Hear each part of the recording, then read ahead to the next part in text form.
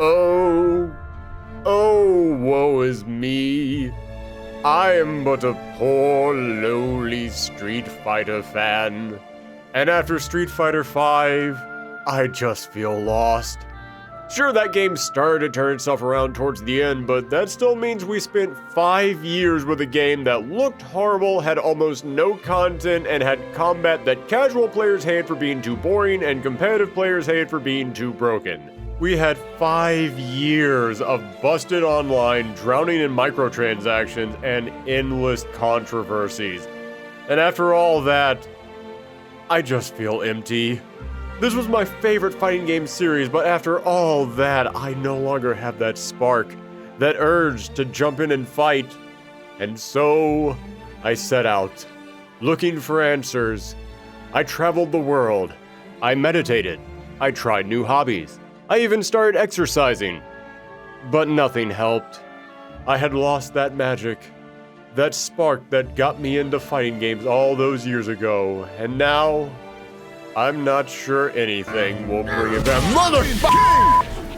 Alright, which one of you hit me? Was it you? Let's see how you like it. Take one of these. And one of these. How about you? You want some too? Woo!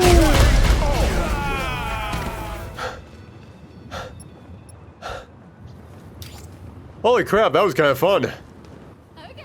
Guys, I think Street Fighter might be back.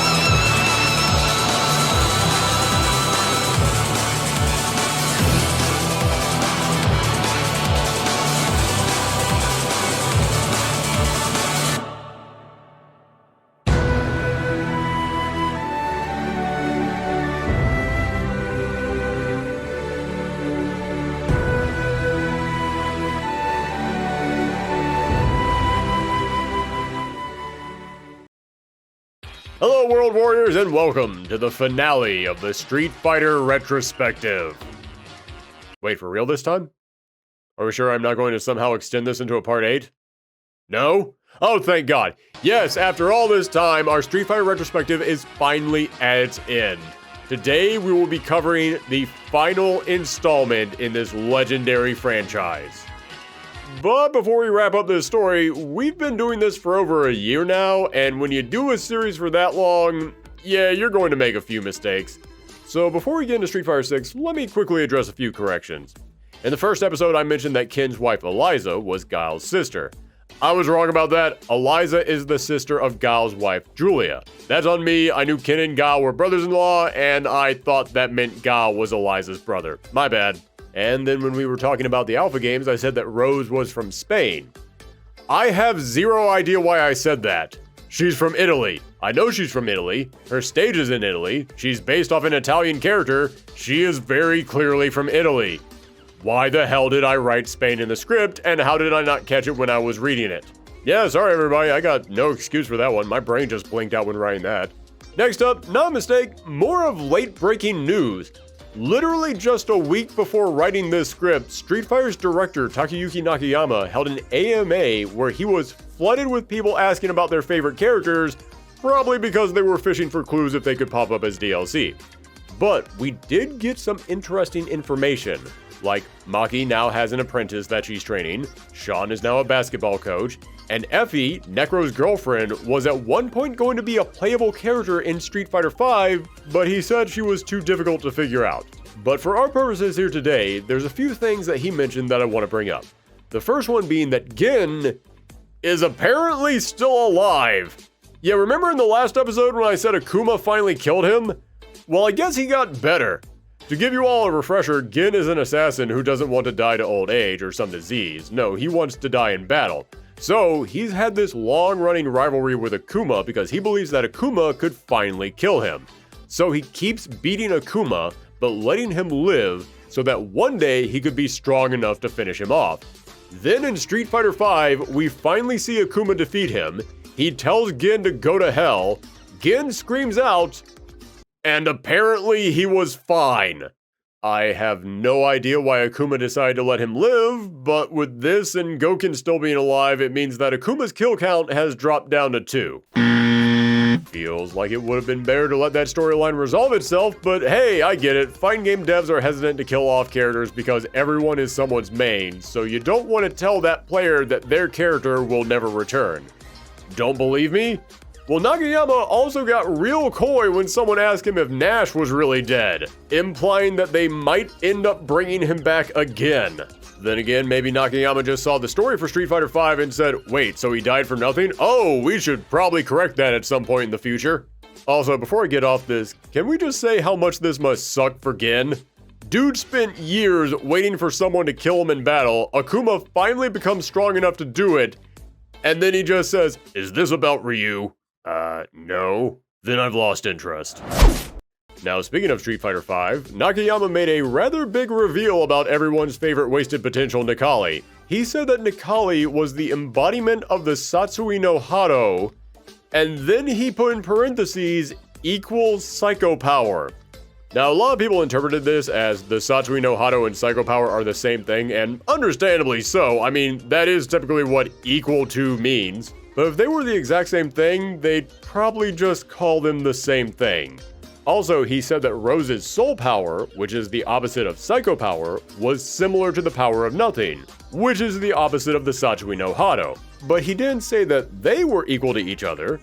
So I'm choosing to interpret this less as they're the same and more as they're linked. Which makes a lot of sense. Satsui no Hado is a murderous rage and psycho power is the embodiment of negative emotion. So in other words, they're both forms of malicious energy, some dark chi within humans. So to me, it sounds more like they're connected, like maybe they both stem from the same source, or the Satsui no Hado is like the purest form of psycho power, which would explain why Bison has always wanted to take the Satsui no Hado for himself. It wouldn't make sense if psycho power and the Satsui no Hado were the same thing, he's already got it in that case. But if Satsui no Hado was the perfected version of psycho power, or this Hado and psycho power were both parts of a darker energy, like psycho power is the left hand of evil and Satsui no Hado is the right, then yeah, that would explain why he wants it so bad. Again, this is totally just my interpretation. Nakayama was super vague about this, but my point is, I don't think psycho power and the Satsui no Hado are the same thing, but they are probably linked in some way. But back to Nikali, in Street Fighter V, Nikali was just this entity that arose every couple hundred years to feast on strong warriors when the world was in danger. But now, it turns out he's the living embodiment of the Satsui no Hado. Okay, a few things about that. 1. I do kind of love that now I look at Nikali, and it makes me wonder if this is why Akuma's hair gets crazier the closer he becomes with the Satsui no Hado. Does the Satsui no Hado just give you a massive head of hair? Is that why Goken is bald? Seriously though, for anyone who doesn't know, Nikali's design was originally going to be used for Akuma in Street Fighter V. So they wanted to design an Akuma more in touch with the Satsui no Hado. So they drew him with massive long python dreads. Then they just made a character who was the embodiment of the Satsui no Hado and decided to just give him that unused concept art for Akuma.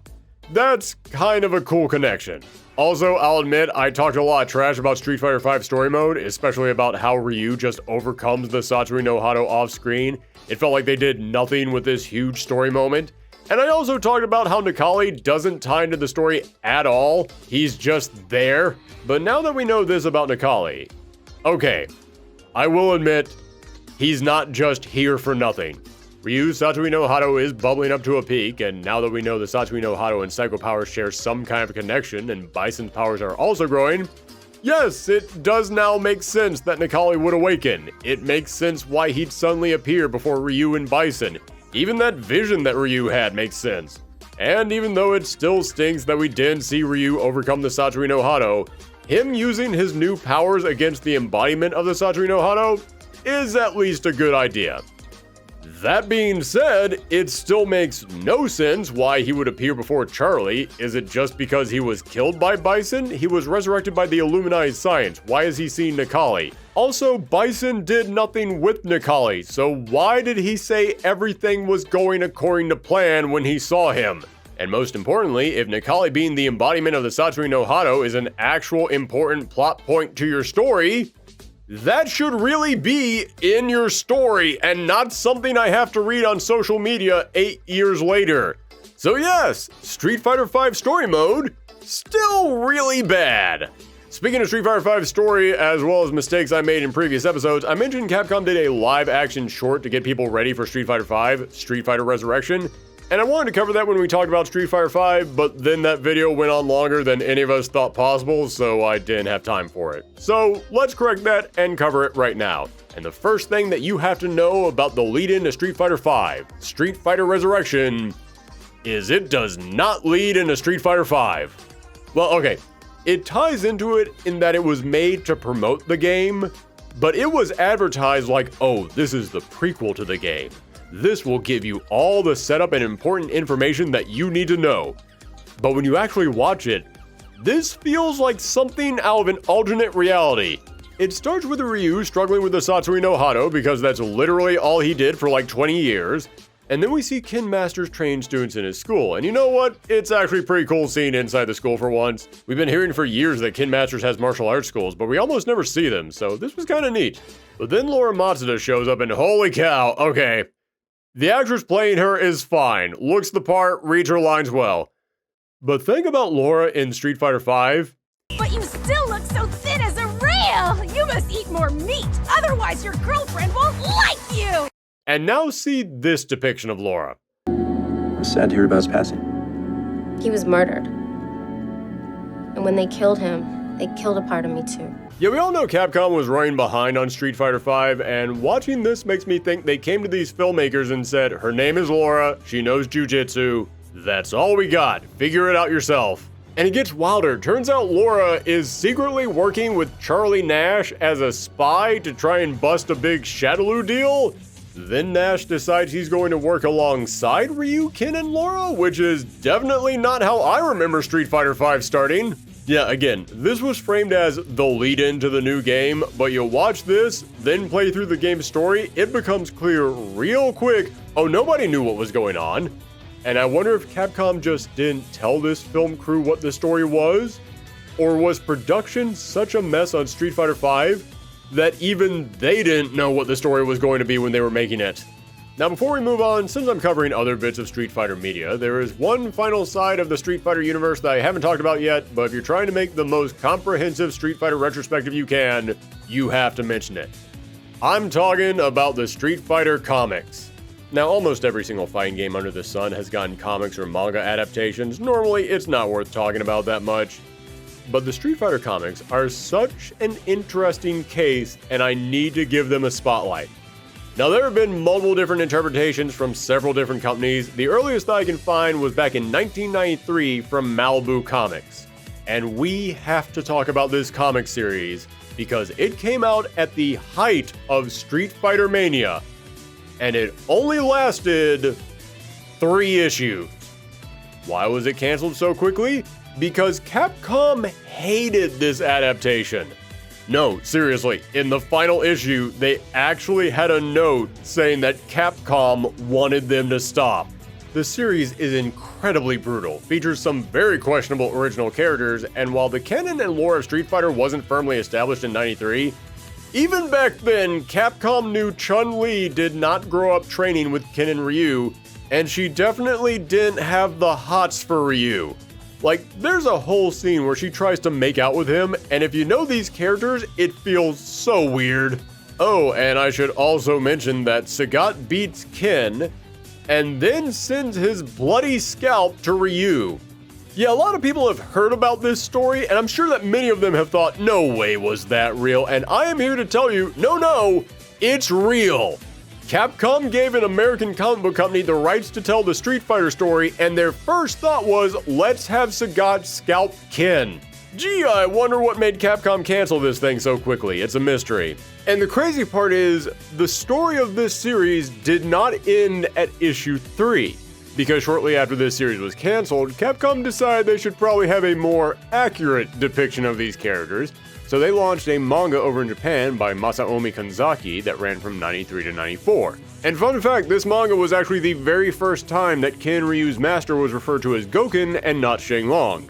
However, back to the American Malibu Comics version of Street Fighter, the distribution of that comic in Brazil was handled by a company called Escala.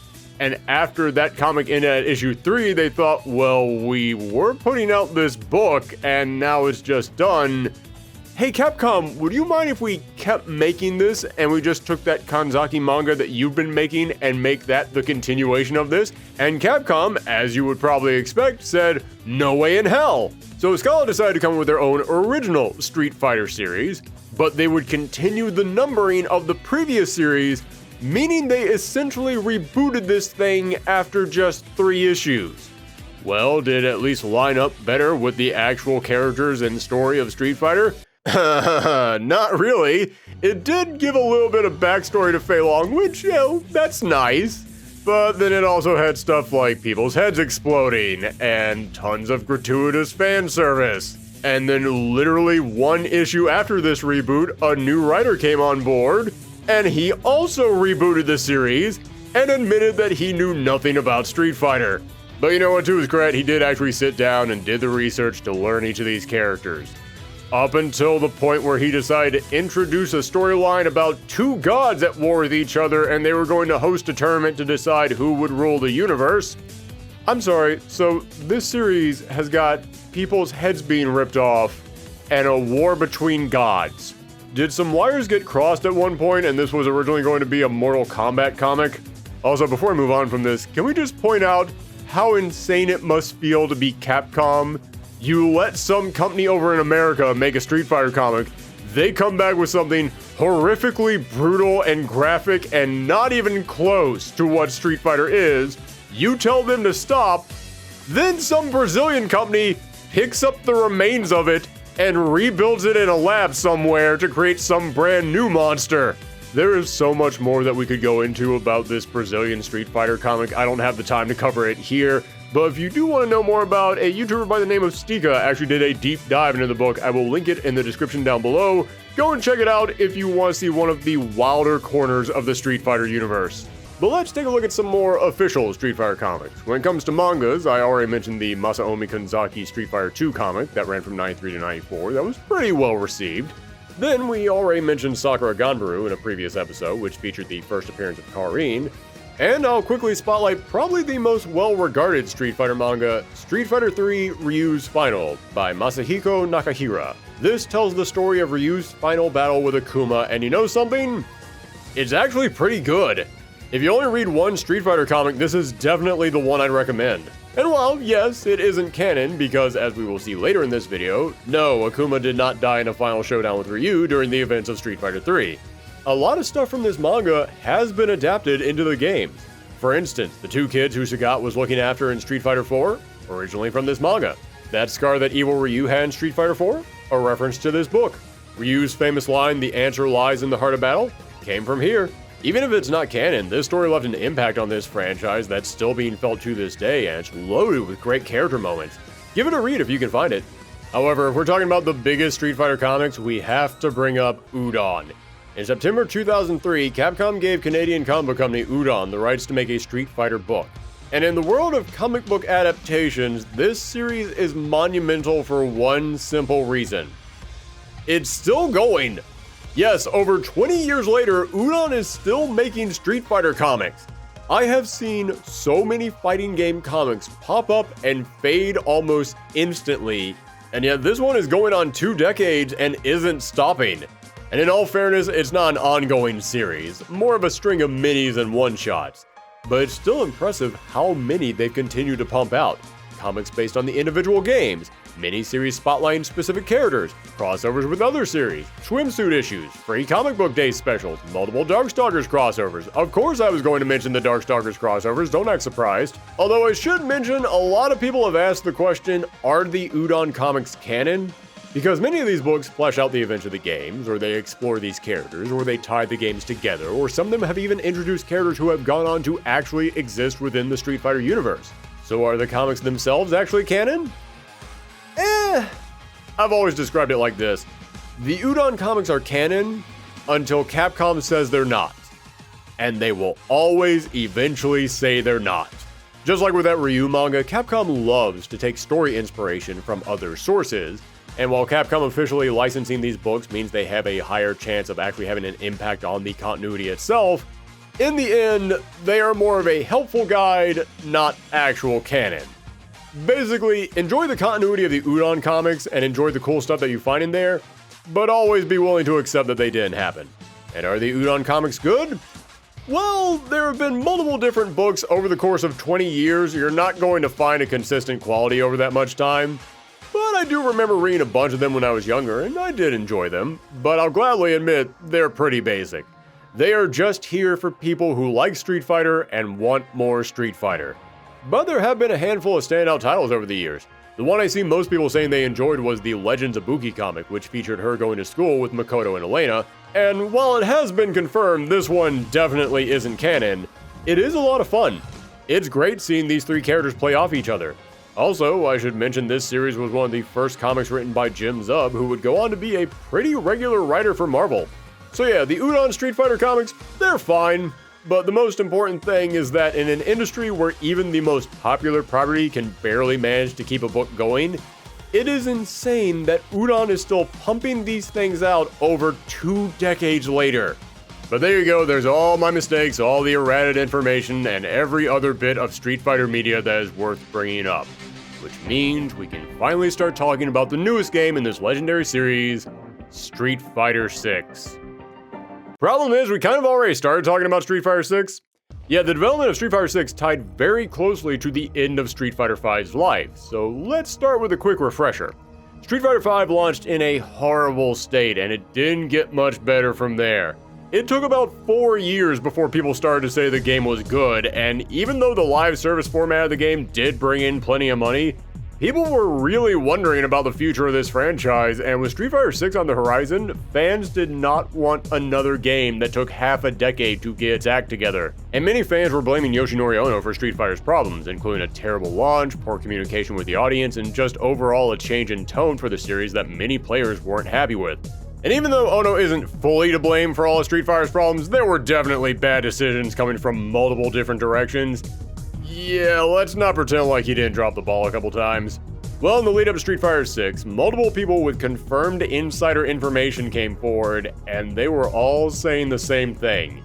This new game was in trouble.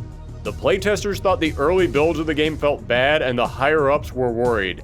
Not to mention, this was all happening in 2020, and let's just say if you were trying to make a video game in 2020, that was going to be real hard when your number one priority was survival. Yeah, not to get off topic here, but I'm recording this in 2025, and I'm starting to hear people say 2020 wasn't that bad. Quick question, what the hell are you talking about? We spent a year thinking that if we coughed, we would need to update our will. Yes, it was that bad. So the early builds of this game were not looking good, and everybody was so scrambled having to deal with the global pandemic that there weren't a lot of resources to try and correct this. These stories about Street Fighter 6 kept growing, and Ono started to appear less and less in interviews, until eventually Ono was demoted, only for more rumors to rear their ugly head, leading to Ono resigning from Capcom. This left a lot of Street Fighter fans in a very uncomfortable position because, yes, most of us were aware of the problems with Ono, and we did want someone else to take over. But Street Fighter 6 had been in development for years at this point. Was it too late to start over? And more importantly, did we want them to start over? Because the last time a Street Fighter threw everything they had spent years working on out and had to start from scratch, yeah, it didn't really work out. But you see, the problem with Street Fighter V wasn't just that they had to start all over again, it's that they had to start all over again while still hitting a very specific release date. Yeah, Capcom was in trouble back then, and they had to get Street Fighter V out on time, otherwise Capcom didn't know if they would be able to keep the lights on. But since then, Resident Evil came roaring back. Monster Hunter has become their biggest hit ever. They started bringing back older titles, and each of them sold well above expectation. Capcom was now in a very different position, so rather than trying to rush this game out to hit its original 2021 release date, they instead pushed the game back to 2023 and gave Street Fighter V an extra season of DLC to hold people over. And if you remember from the last episode, that final season of DLC was easily the best in the entire game. But this team wasn't just going to get more time, they were also going to get support, as they would now have a crew of over 300 Capcom developers plus multiple other developers from smaller studios all over the world, making it the largest team to ever work on a Street Fighter. And you look at some of the names behind this game, and Capcom wasn't messing around. The lead project manager, basically the person who would be organizing the teams behind the scenes, would be Tomo Fujiwara, who was the project manager on all the recent Monster Hunters, which were all big games with big staffs and were even bigger successes. And when you look at the list of planners, it felt like Capcom just called up everyone they had ever known. To work on the game's new single-player mode, they got everyone from the lead designers on Devil May Cry 5 all the way back to people who hadn't done anything for them since Breath of Fire. Seriously, you wanna know how many people they called back? They called back the writer of Haunting Ground to work on this game. Why? Because Capcom just pulled out their Rolodex, picked up the phone and said, "This has to be big, all hands on deck." If you lived in Japan, knew anything about game design, and you needed a job, you probably worked on Street Fighter 6.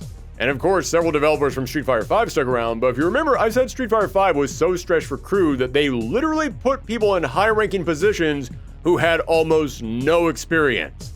But now, all those Street Fighter V devs had just spent 7 years going, "Oh, so that's how that works. Okay, now I get it." These were not the same inexperienced new employees who were working on Street Fighter V. No, they had just spent the better part of a decade being put through the ringer and learning about how to make a fighting game. They knew now how to approach this game, and Capcom was going to give them the support to do it. A great example of this is that the combat in Street Fighter V was handled by the legendary Woshigi. You know, this guy. Full meter though! Full meter! He's gonna have to do. Oh, he can't! No burst! So smart! Oh my so God! smart! Genius! So smart! He couldn't burst because of the super. But Washiga thinks it's over! Lock down! But he won the last round! And the Bella doesn't care! He still got 65%! Oh my God! Washiga, no! Washiga, not like this! What are you standing up for? Why? Oh my God! Hilarious clip that he will never live down aside, Woshigi is an experienced player who knows his fighting games. But Street Fighter V was his first time being a combat designer. And yeah, you could tell he was still figuring out how to put his knowledge on one side of the controller into practice on the other side. But with Street Fighter VI, so many of the core elements of Street Fighter V's combat came back, but as we will soon see, it now feels like all those ideas were clicking together. And of course, when talking about the Street Fighter VI team, we have to talk about the game's producer, Shuhei Matsumoto, and the director, Takayuki Nakayama. Matsumoto was still fairly new to the game industry, but it was clear that his focus was on fighting games, as he had worked on several Capcom fighting game re-releases, and became an associate producer on Street Fighter V, starting with the Arcade Edition update. You know, when the game slowly started to turn itself around. And Nakayama got his start working on the early Devil May Cry games, but then left Capcom to go to Nintendo and work on a string of DS games. But according to a post he made on social media, quote, "I came back because I was able to work on fighting games, parentheses, not SF, bad emoji, but development was stopped." Wait, a new fighting game? That wasn't Street Fighter? Bat emoji? Of course! Techromancer! Yeah, it turns out Nakayama was called back to Capcom to work on the mythical canceled Darkstalkers game. Now, I should mention something. If you've been here long enough, you've heard me mention that Yoshinori Ono tried to bring back Darkstalkers after the success of Street Fighter 4, but because Capcom's luck was turning sour in the 2010s, the project was canceled. Well, since I last brought this up, I actually got to speak to someone at Capcom who actually got to work on this brand new Darkstalkers pitch. And I did my research, and I did confirm, yes, they were an employee at Capcom, and they were working at the company when this game was in production. So this all sounds real.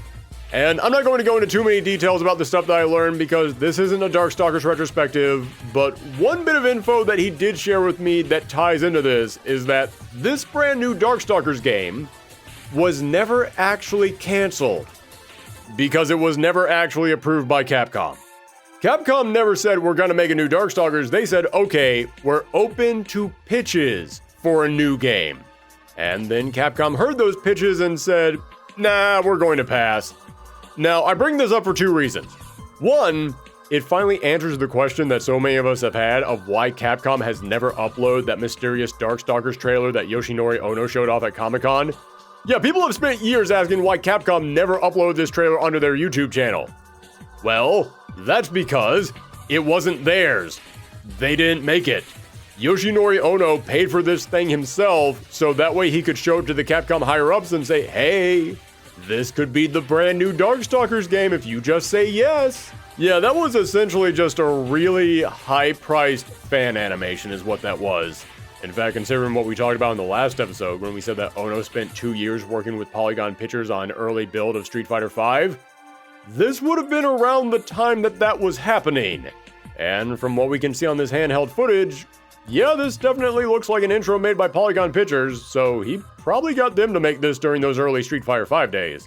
But the other reason why I am bringing this up is because we now know that Nakayama left his old job to come back to Capcom to work on this brand new Darkstalkers game, and we also now know that this brand new Darkstalkers game never actually got approved. So I can't be positive on these details, there's still plenty of things that we don't know. But it really sounds like Nakayama was working on Nintendo games, then suddenly Ono called him up and said, hey, I need you to help make a brand new Darkstalkers. Nakayama said, a brand new Capcom fighting game? Hell yeah! So long, Nintendo! I'm out of here! Then he showed up at Capcom and Ono said, okay, so about that, we don't actually have the approval for a brand new Darkstalkers game yet. So I guess you could say there actually isn't a new game, but thanks for leaving your old job to come here in case we do get to make one. Again, I have no idea if that's exactly how this went down, but that is definitely the image that this information is painting in my head. However, after doing an impression of me at every Capcom showcase and asking where's the Darkstalkers, Nakayama still got to work on a brand new Capcom fighting game as Ono hired him to be the director of Street Fighter V. Also, speaking of that failed Darkstalkers revival in Street Fighter V, I didn't mention this in the last episode, but apparently Fong was originally planned to be a new character in that Darkstalkers game. That's all we really know, but people really wanted me to mention that in the last episode, so there you go. But okay, we now have the director of Street Fighter V returning for this brand new game. But make no mistake, Ono was the producer on Street Fighter V, and the way that I have always understood is that directors on these games have as much power as the producers allow them. So Street Fighter V was still Ono's show. But now, Nakayama and Matsumoto were leading this game together, and they had the team and budget to do whatever they wanted. So even if we had returning players, this was still a brand new game. And from day one, they wanted to run things differently. Both of them stated that they wanted to make sure that they were communicating with audiences about their plans, which we saw in that 5th season of Street Fighter V when they started to host showcases every couple of months to talk about the brand new characters and showing us behind the scenes footage. And according to Andrew Alfonso, the game's head localizer, early in development, Nakayama started throwing out ideas for this big, grand single-player mode, unlike anything this game had ever seen before. It really felt like this team had big ideas, and as we saw in the early looks of the game, it felt like they weren't afraid to go in brand new directions. Our first teaser for Street Fighter VI came at the end of the Capcom Pro Tour Finals in 2021. And there wasn't much here. We saw Luke, alright, we were already told that he was going to be the new face of the game, so no real shock there. It was clear they were using Capcom's RE engine for the graphics, which a lot of people assumed they would, and hey, it did look good. but we also saw Ryu, and we didn't see much, but he did now have a beard. And this is a small thing, but it is actually kind of important. If you remember, the idea of giving Ryu a beard was thrown around for Street Fighter V, and they eventually made that an alternate costume for him, and pretty much everyone agreed, this looks really good, this should be Ryu's new look. So, making this his official new design did get a lot of fans interested. But it also got people thinking, do these characters look a little older? For years now, Street Fighter fans have been hoping that we could finally move past Street Fighter 3.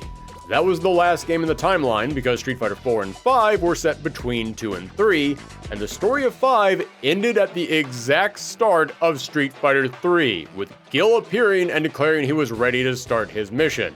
That meant that with Street Fighter 6, we were going to have to move past Street Fighter 3. There was nowhere else we could go. What were you going to do? Set a game between 1 and 2? We already did that. It was called the Alpha Games. This franchise finally had to move ahead. But after being stuck in the Street Fighter 2 era for so long, a lot of fans didn't just want to move past 3, they wanted to move way past 3.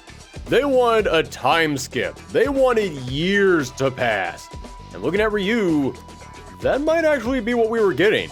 Well, 4 months later, we got the official reveal trailer, and in addition to showing off the new character Jamie, we got our first full look at Ryu and Chun-Li, both of whom definitely looked more mature.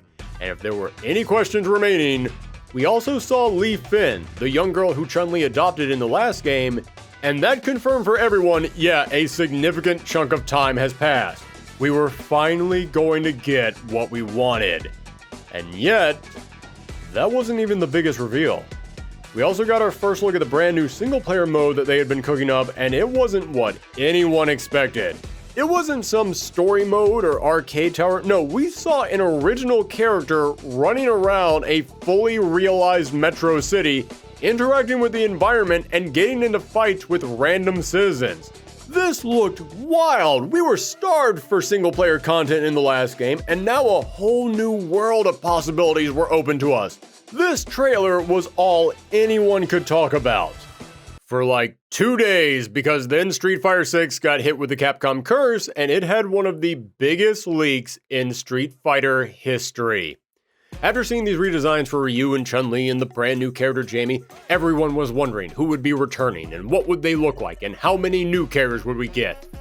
And those questions were immediately answered as within days of this trailer being released, the full character sheet with complete finalized designs for every single character leaked, and it spread so fast if you weren't living in a cave by the end of the day, you had seen it. This leak was everywhere, and people were hyped about it. I mean, okay, there were concerns that there were too many Street Fighter 2 characters, and I do understand that, but the vast majority of everyone's responses were, these characters look amazing! All the redesigns were awesome. The new characters were so cool. Oh man, Honda has never looked this good. And oh, they're bringing back DJ. What a wild and interesting pick. And who is this giant wrestler woman? What's her deal? And Ken looked, oh my God, Ken.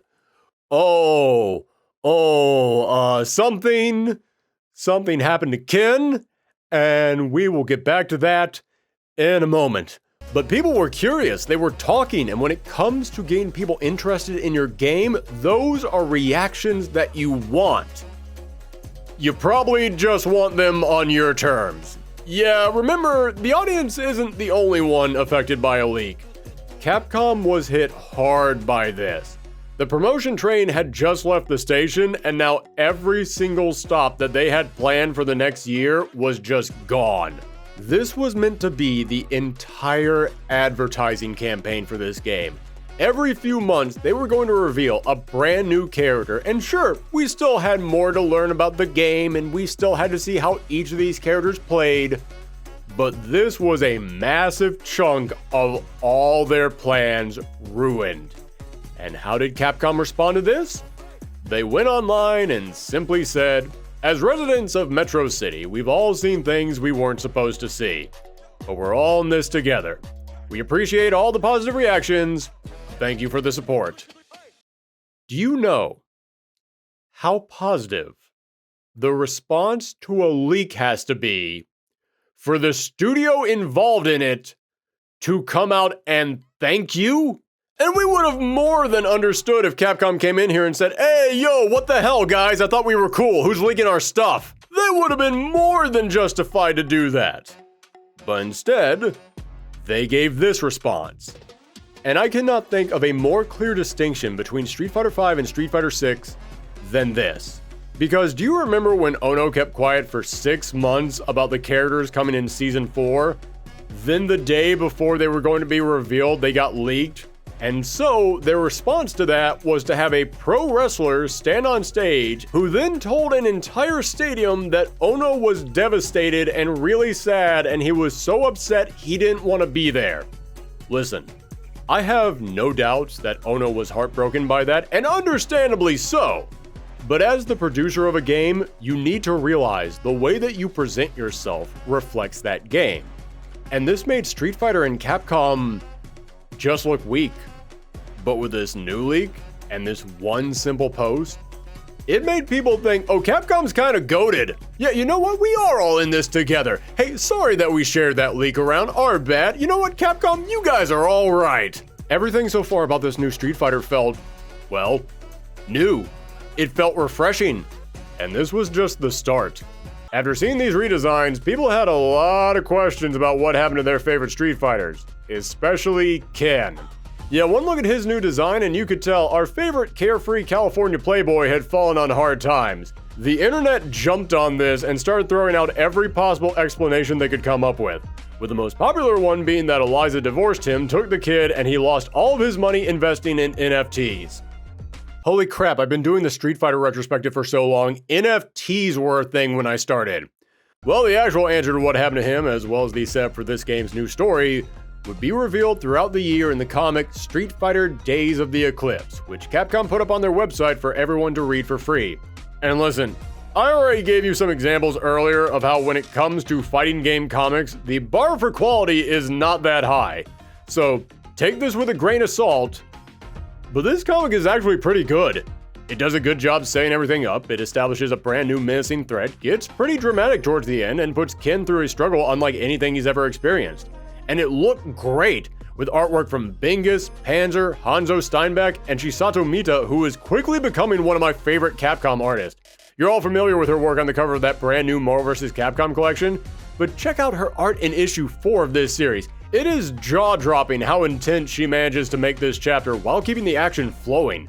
Also, one other quick positive that I have to give this comic. This is the first time that Ken and Chun-Li have canonically met since Street Fighter 3.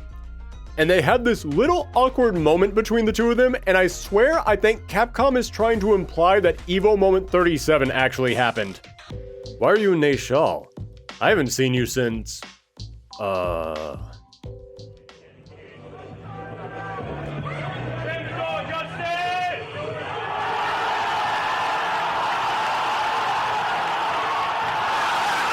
The last time we met was probably some tournament. But beyond setting up the plot for the new game, the story gave us something else that we needed. It gave us a change in tone. I mentioned this all throughout the last 2 episodes, but Street Fighter was always goofy, and we loved that it was goofy. That goofiness made it charming and fun. We loved how over the top some of these heroes were and the big bombastic villains with crazy plans where the fate of the world all revolved around some martial arts tournament. It was great. But under Ono, Street Fighter 4 and 5 cranked that goofy knob up higher and higher and higher until even the people who love the silly stuff in Street Fighter said, okay, this is too much. Listen, there's Green Ape Man silly, and then there's... If you escape, they won't need me anymore! Silly. And after living with that tone for so long, a lot of fans needed something different. And hey, I said Street Fighter was goofy, but it could also get serious at times. It's not like that tone didn't exist in this franchise as well. And after so many years of... what the? Did you fart? Yeah, that.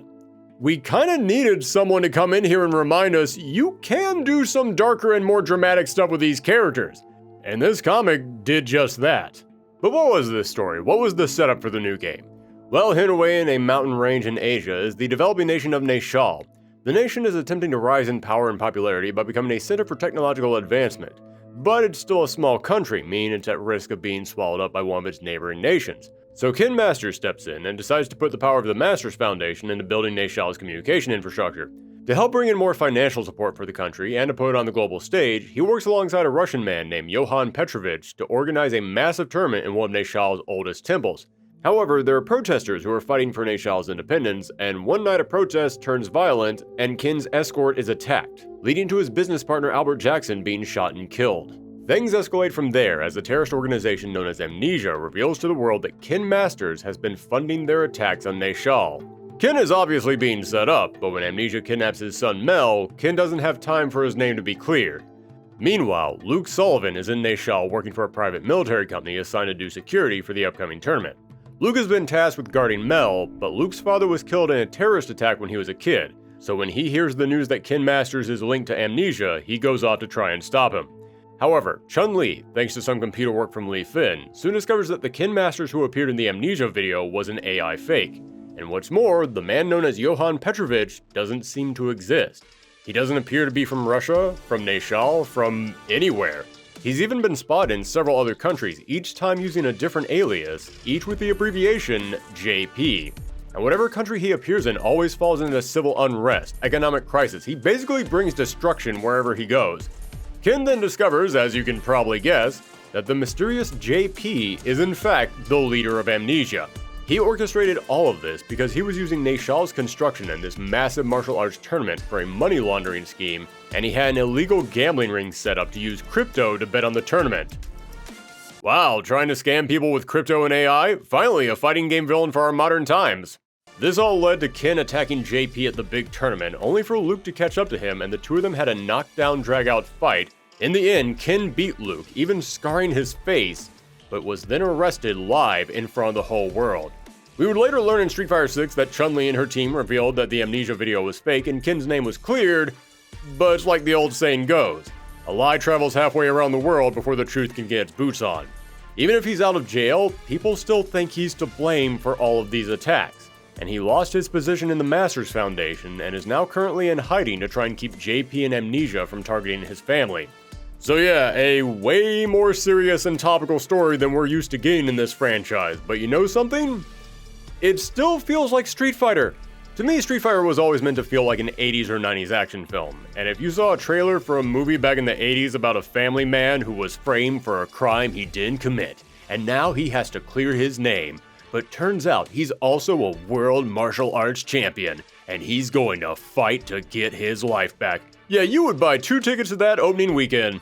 So over the course of the next year, Capcom kept pumping out Street Fighter reveals and updates to keep everyone hyped. Sure, not all of them were good ideas. Seriously, Capcom, this is what you decided the cover of the game should be? But for the most part, every new piece of information had us asking for more. But all the glitz and glamour and graphics in the world don't mean anything if it isn't fun to play. Well, Capcom would release an open beta for the game, and I don't remember the last time people were talking this highly about Street Fighter gameplay. I'll get into it more when we talk about the full release, but just this one tiny little peek we got, this 1 week of gameplay, made everyone so excited for more. 2 years ago, people were hesitant. They were worried about the future of this franchise. But now, as this game was set to release, people were excited for a new Street Fighter in a way I hadn't seen in 15 years. Expectations could not have been higher. But, unfortunately, when you set the bar that high, it becomes impossible to live up to. And sadly, as we will soon see, this game failed to meet those hopes, and it could never quite reach those— Nah, I'm just messing with you. This game knocked it out of the freaking park.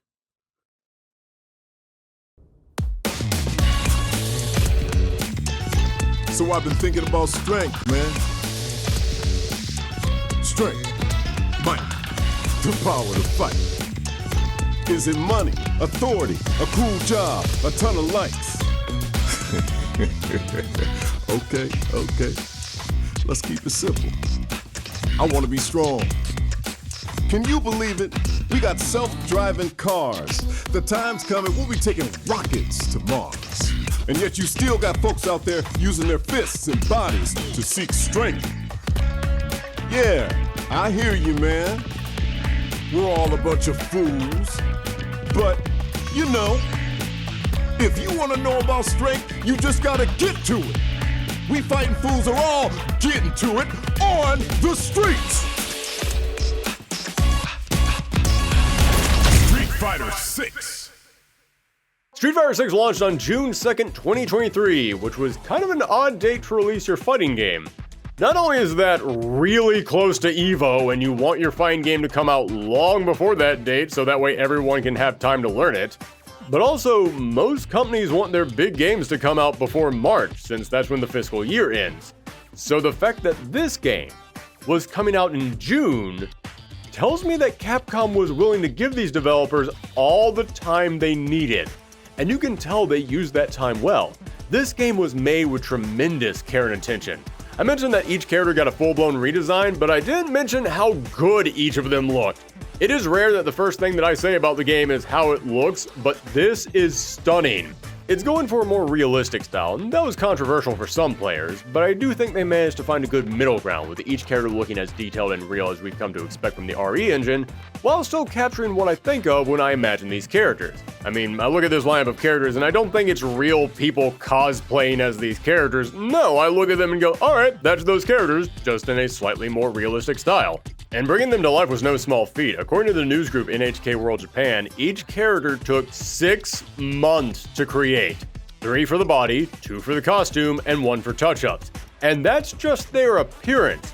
Programming a single move could take up to 4 months to get right. But all that work shows. After spending several months looking at footage of Street Fighter V, do you realize how refreshing it is to see a game where nobody's clothes are clipping halfway through their head? But speaking of these characters, let's get introduced to the new cast. There were 18 fighters, which again, compared to other big AAA fighting games, was a little bit light, but it was better than the 16 characters of Street Fighter V, so honestly, it's an okay size. It's passable. I wish it was larger, but it's not small enough to really complain about. Although, there was one complaint that a lot of players had. Out of these 18 characters, 8 of them were going to be the original cast of Street Fighter II. Not only did this mean nearly half the roster was all coming from the same game, but as I said, a lot of fans wanted to see this franchise finally move past Street Fighter III, and this felt like Capcom still wasn't willing to do that. They were still nervous about letting go of their rock, and many viewed this as a reaction to the poor performance of Street Fighter V, because remember, Street Fighter III also didn't do that well when it first came out. So when Street Fighter IV came out, they included all the Street Fighter II characters to try and tell people, no, it's okay. Here's that thing that you like. You can trust us again. It's Street Fighter like you remember. So it seems like they were trying to do the same thing again. But with Street Fighter III, that game's cast felt so different, so new, that many people said it didn't feel like a Street Fighter cast. So you could understand Capcom coming in here and trying to bring back that classic flavor. But with Street Fighter V, the problem with that game was not, oh, this doesn't have enough of the older characters. Heck, by the time that game was done, it did have all the original Street Fighter II characters. Then after those 8 characters, you only had 3 other returning characters. DJ and Cammy, who were also from versions of Street Fighter II, and Jury, which, don't get me wrong, DJ is a cool surprise pick, and it's good to see Jury not being saved for DLC, but that was it? We had been asking for this game to move past Street Fighter 3, but that didn't mean we wanted to ignore Street Fighter 3. How was there not a single character from that game in here? Well, I think I have an explanation for that. When it comes to the Street Fighter 3 cast, as well as many other fan favorites like Sakura or Karin, most of those characters tended to be younger, being in their teens or early 20s, and Street Fighter 6 was going to finally have a time skip. This franchise had jumped ahead by a few years in the past, but this was going to be a significant leap. But as I have pointed out several times, Capcom was really nervous about changing this series up too much. They didn't want to commit to anything that they couldn't reverse. And when you do a time skip, younger characters are the ones who are going to be changed the most. In other words, if the time skip doesn't work, they're the ones you can't undo. I mean, yeah, Ryu is older now, and he's got a beard. But if this time skip doesn't work, you just shave off the beard and he looks exactly the same. But if Makoto or Yun or Yang show up and now they're pushing 30, If everyone hates the time skip, that genie is going to be way harder to put back in the bottle. I've heard people argue with this and say, well, they made Sakura older in the last game. They made her like a few years older. She went from like 18 to 20 in the last game. This time skip is significantly longer than just a few years. And I've also heard people say, well, Lee Fin is in this game, and Mel Masters was in the story. We saw them changed in the time skip. And to that I say, what game was Lee Fin playable in? How many Mel Masters shirts do you own? Yeah, we saw them affected by the time change, but those are two characters who have never been used to sell this franchise. If the time skip doesn't work, you can just shove them off to the side. Chun-Li in Street Fighter 7 says Lee Fin is off at school and you never mention her again. You can't really do that with a character who has been somebody's main for the past 20 years. If you've made millions of dollars selling merch of a character, you're going to be real nervous about permanently changing that character's appearance. So yeah, when it comes to all the younger characters that people kept asking for, I think it comes down to Capcom still being afraid to move ahead. But as for the returning characters, a lot of them went through some pretty big changes and I love what they did with this cast. Ryu's still off train as he is the eternal student, always trying to learn more than he knew yesterday, but I love that he's now got a robe that almost resembles Oro's attire, which implies that he did end up trained under the Hermit after Street Fighter 3. Chun-Li is now teaching martial arts to a neighborhood in Metro City, and I dig that her look now appears more elegant, more mature. It makes her look more like a sensei, and that's a great direction to take this character. Also, we've always known that her father was trained by Gin, and now a few of Chun-Li's basic attacks resemble Gin's, implying that she studied under him too. I love that touch. We all know what happened to Kin, but to make money, he's now working in construction, and he has a jacket that has the Eagle Construction Company logo on it, which might be a reference to Eagle from Street Fighter 1. Cammy got a full-blown redesign. It's super stylish and very refreshing. Don't get me wrong, I know people love her classic look, not saying anything bad about the classic look. But it was based on 1980s workout leotards. It was time she got something a little bit more modern. And her story now revolves around helping all the other dolls live their lives free from Shaolin. They've all come together to become a family. And that makes me like this redesign even more, because her classic look was her uniform for going on missions. So I dig that this design is her casual everyday clothes, because it implies that now that Shadaloo is gone, she can actually have a casual everyday. She can have a normal life. She isn't having to go on missions 24/7. She actually gets some time to breathe and hang out with her new family. Speaking of characters in need of a redesign, DJ's old look was also very stuck in the early 90s, but this new look is great. He feels like a good vibes party king who you want to hang out with. It's perfect. Juri's new design has a bit more of a pop vibe to it, but you know what? I'm cool with it. It feels like a modern version of her original design. And as for the rest of the cast, Gal's still in the Air Force, E Honda is opening up sumo restaurants around the world, Dalsim is still teaching yoga, Zangief is still wrestling because you can't keep that man from jumping into the ring, and Blanca is giving tours of the Amazon, and this might be my favorite glow-up of the entire game. He's got a job to support his mom, his Blanca-chan dolls have become a big hit, and he can even speak a bit more normally. I love that when you go back to his earliest canonical appearance in the Alpha games, he just grunts and howls. Then in 2 and 4, he's got a little bit of a savage caveman speech going on, and now, all these years later, he can actually talk pretty well. It's a great way of showing how he's grown and changed across all these years. In fact, you know what? I keep mentioning this time skip. Let's go ahead and address that. A lot of people have asked how much time has actually passed over these games, and for that matter, how old are these characters? I bring that one up specifically because when Street Fighter 2 came to home consoles, the manual included birth dates for every single character, and because of that, a lot of people say, oh wow, Ryu is 60 years old, Chun-Li is 50 years old, and that always bugged me. Don't get me wrong, I'm cool with them making these characters 50 or 60 years old, but it's not accurate. Street Fighter has a shifting timeline that keeps pushing itself up with each game. In other words, the original game did not take place in 1987 anymore. There have been interviews with Capcom developers that have tried to explain the timeline. Heck, Capcom even put out a Street Fighter Celebration book in 2021 that had a full timeline printed in there. But each of those interviews don't really match up with what we've seen in the games, or they were contradicted by later interviews from different Capcom employees, and some of them just don't make sense. Like, I've heard interviews that say Street Fighter 2 and Super Street Fighter 2 take place 2 years apart, or Street Fighter 3 New Generation and Third Strike take place a year apart. Far be it of me, random Street Fighter fan on the internet, to correct the people who actually make the games, but no, guys, they didn't take place in separate years. They're retellings of the same story with updated cast. Bison didn't get defeated in a tournament, then 2 years later said, you know what, I'm gonna do it again. Alex didn't beat Gil, toppled the Illuminati, then a year later said, oh no, my trainer Tom got hospitalized again by the exact same guy. Well, I guess I have to go and dismantle a giant secret society all over again. And as for the timeline in that book that I mentioned, that thing says Street Fighter 2 still happened in 1991, means Street Fighter 5 happened in 1996, and I'm sorry, Rashid is walking around with a smartphone. I'm not buying it. Not to mention, after saying Street Fighter 2 was set in 1991, it just says the rest of the games are unknown. Yeah, I'm not taking the timeline seriously when even it admits it doesn't know what's going on. However, there is a way to actually figure out how much time has passed if you pay attention to it. So, let's lay this all out.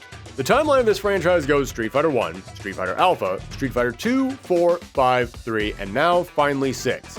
Now the events of Street Fighter Alpha lead directly into Street Fighter 2, so they happen at about the same time. And considering that Alpha is about the fallout of the first tournament, and the tournament in Street Fighter 2 is the second world tournament, it's implied Street Fighter 2 is a year after Street Fighter 1. Sakura was introduced in Alpha 2 and was 16 years old. Then we go to Street Fighter 4, and the prequel shorts that Capcom made for that game, Sakura has just graduated from high school and is trying to figure out what to do next, meaning 2 years have now passed. And in Street Fighter 4, Ken's son Mel is born. Then we go into Street Fighter 5, and Mel can walk and talk, so if I had to take a guess, I'd say he's about 3 years old. Street Fighter 5 also introduced us to Lee Fin. Well, according to Andrew Alfonso, the head localization director for Street Fighter 6, Lee Fin was supposed to be around 3 or 4 in Street Fighter 5, but now in Street Fighter 6, she was a teenager. So in other words, roughly 10 years have passed. So Street Fighter 1 to 2 is 1 year, 2 to 4 is 2 years, 4 to 5 is 3 years, and 5 to 6 is 10 years. That means 16 years have passed from the first game until now. So for anyone who is curious, Ryu is listed in the Street Fighter 2 manual as being 27 years old in that game. Street Fighter 2 to 6 is 15 years. That means he is now 42 years old.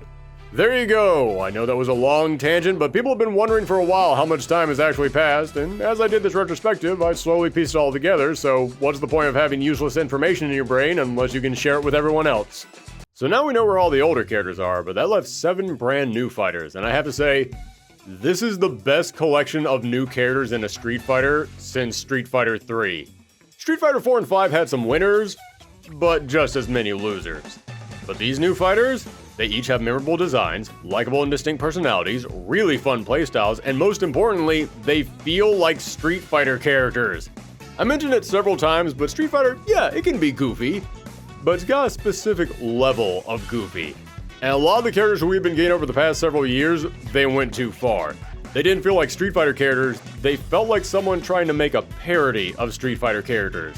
But here, you got a runway model who's a judo champ, a giant muscular woman obsessed with gladiators, a cheerleader turned ninja, a young cocky drunken master. I can totally see them fitting in with the classic Street Fighter 2 characters, while feeling new and cool enough that I could also see them in Street Fighter 3. They do a great job of walking the line across the history of the Street Fighter franchise.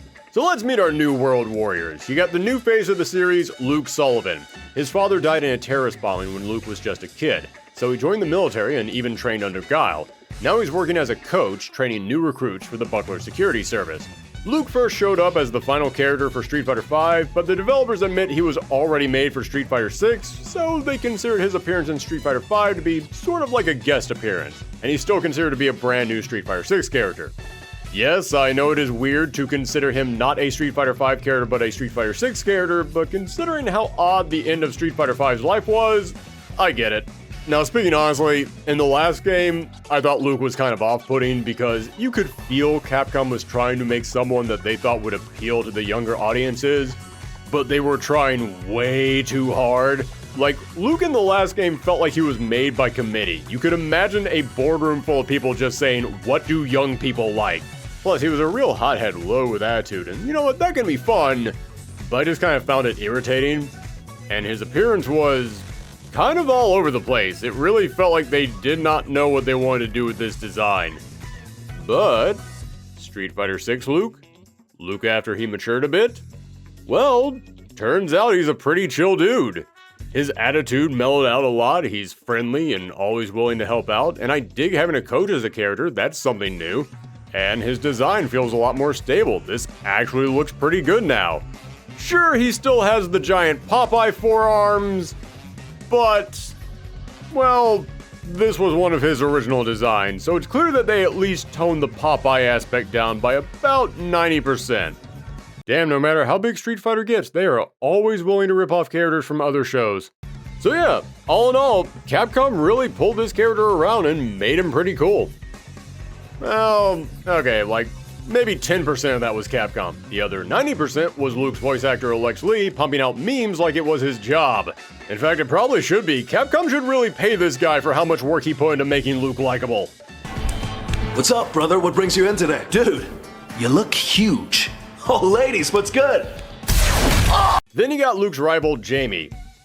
Well, saying rival is a bit much. In the game, the only backstory you get on them is that they bumped into each other and started beefing.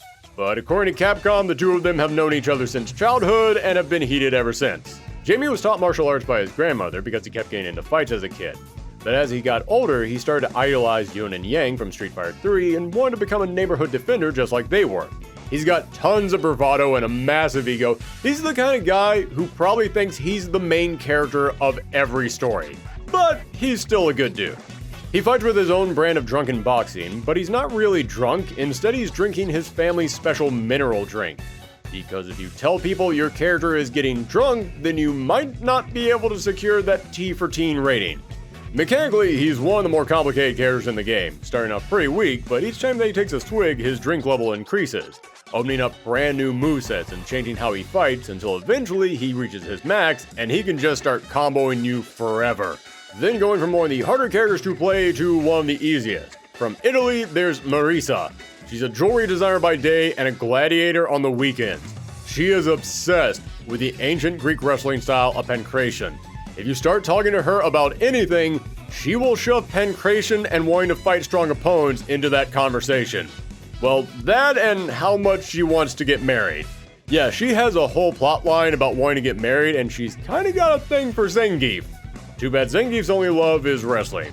Marisa is easily my favorite new character in the game, not just because of her big, jovial, larger-than-life personality, but also because her fighting style in this game is quite simply big lady punch things. And big person punching things is my go-to style. She is a tank who can armor through almost anything, and when you hit an opponent with a solid smash to the face, ooh, that feels amazing. Next up from France, there's Manon. She's a runway model who is also a world champion judo fighter. She is very elegant and refined. She was raised to be perfect. As we see in her arcade mode, she was taught that she always has to be the best at everything. But then she comes across Marisa and she starts to understand the joys of fighting just for fun. It's actually a really nice arc that she's got. Also, there is totally something going on between Marisa and Manon. You can't fool me. I can tell. You're into exactly the same thing I'm into. There is zero chance that someone at Capcom wrote that line and did not know what they were doing. By the way, in case you're wondering, didn't you say that Marisa was into Zangief? In the single player mode, Marisa confirms that she's bi, so as long as you're a grappler, Marisa has eyes for you. Yes, Manon is a grappler with a really unique mechanic. Every time that she grabs you, she gets another medal, and her throws do more damage based on how many medals you have, maxing out at 5. And once you hit that magic number, she can beat you in 3 simple throws. Seriously, a Manon with 5 medals is one of the scariest things that you're going to see in this entire game. Especially because those medals don't reset at the start of each round. If you beat Manon in round 1, but she then beats you in round 2, you are not winning round 3. Coming in from Mexico is Lily Hawk. She's a cheerful girl who can speak to spirits to control the wind. She's the smallest character in the game, but she fights with 2 club-like weapons called Pokemogons to give her some reach. She can also charge up wind attacks to soar across the stage, and she's even got a command grab. I wonder where she could have learned that from. Probably from T-Hawk himself. Yes, she is a member of the Thunderfoot tribe, same as T-Hawk. Lily is a very fun character. She's a nature photographer, she's got a great positive attitude, although there is a little secret to her powers. She hears the voices of spirits, but turns out those spirits might not all be good. In her arcade mode, Dalsim finds her, and he can't be sure of it, but he swears that he feels traces of the Satsui no Hado inside of her. And it looks like that might be the case, because apparently when she was very young, her tribe was attacked by a group that's implied to have been Shadaloo. And sure, they could have just been there to kidnap Julie since they had already done that twice, but apparently they were there for Lily, because Shadaloo loves that Satsui no Hado. And to back this up further, in the Street Fighter 6 comic, she was even attacked by— oh, come on! Really? He's still alive? Then from America is Kimberly. She's a college student who moved to Metro City and was attacked one night, but she was saved by Guy. She thought he was so cool, so she decided to join his Bushinryu school, and she's been trained to become a ninja just like him. Mechanically speaking, Kimberly has a lot of that Bushinryu spirit in her. She's agile, and she has that classic Bushinryu run that can link into different attacks, but she's also got plenty of her own flavor in there as well. Like, she's a big fan of street art and 80s music, so she uses spray cans to set up combos or to disappear into a cloud of paint. Very cool way to put some personality into her moveset. And for her big level 3 super, she puts on her tunes, and now for the rest of the match, she gets a power boost while one of the funkiest songs in the entire game plays. I know I've said this with like every character, but I really like Kimberly. Her playstyle feels classic, but also unique to her. I dig in her backstory. We get to see her working hard to try and master ninja techniques that are clearly very new to her. Her design is amazing. I love that it looks like a more modern, casual, and fashionable version of Guy's ninja gi. And also the dye at the end of the tips of her hair make it look like she has blue fireballs. That is so good.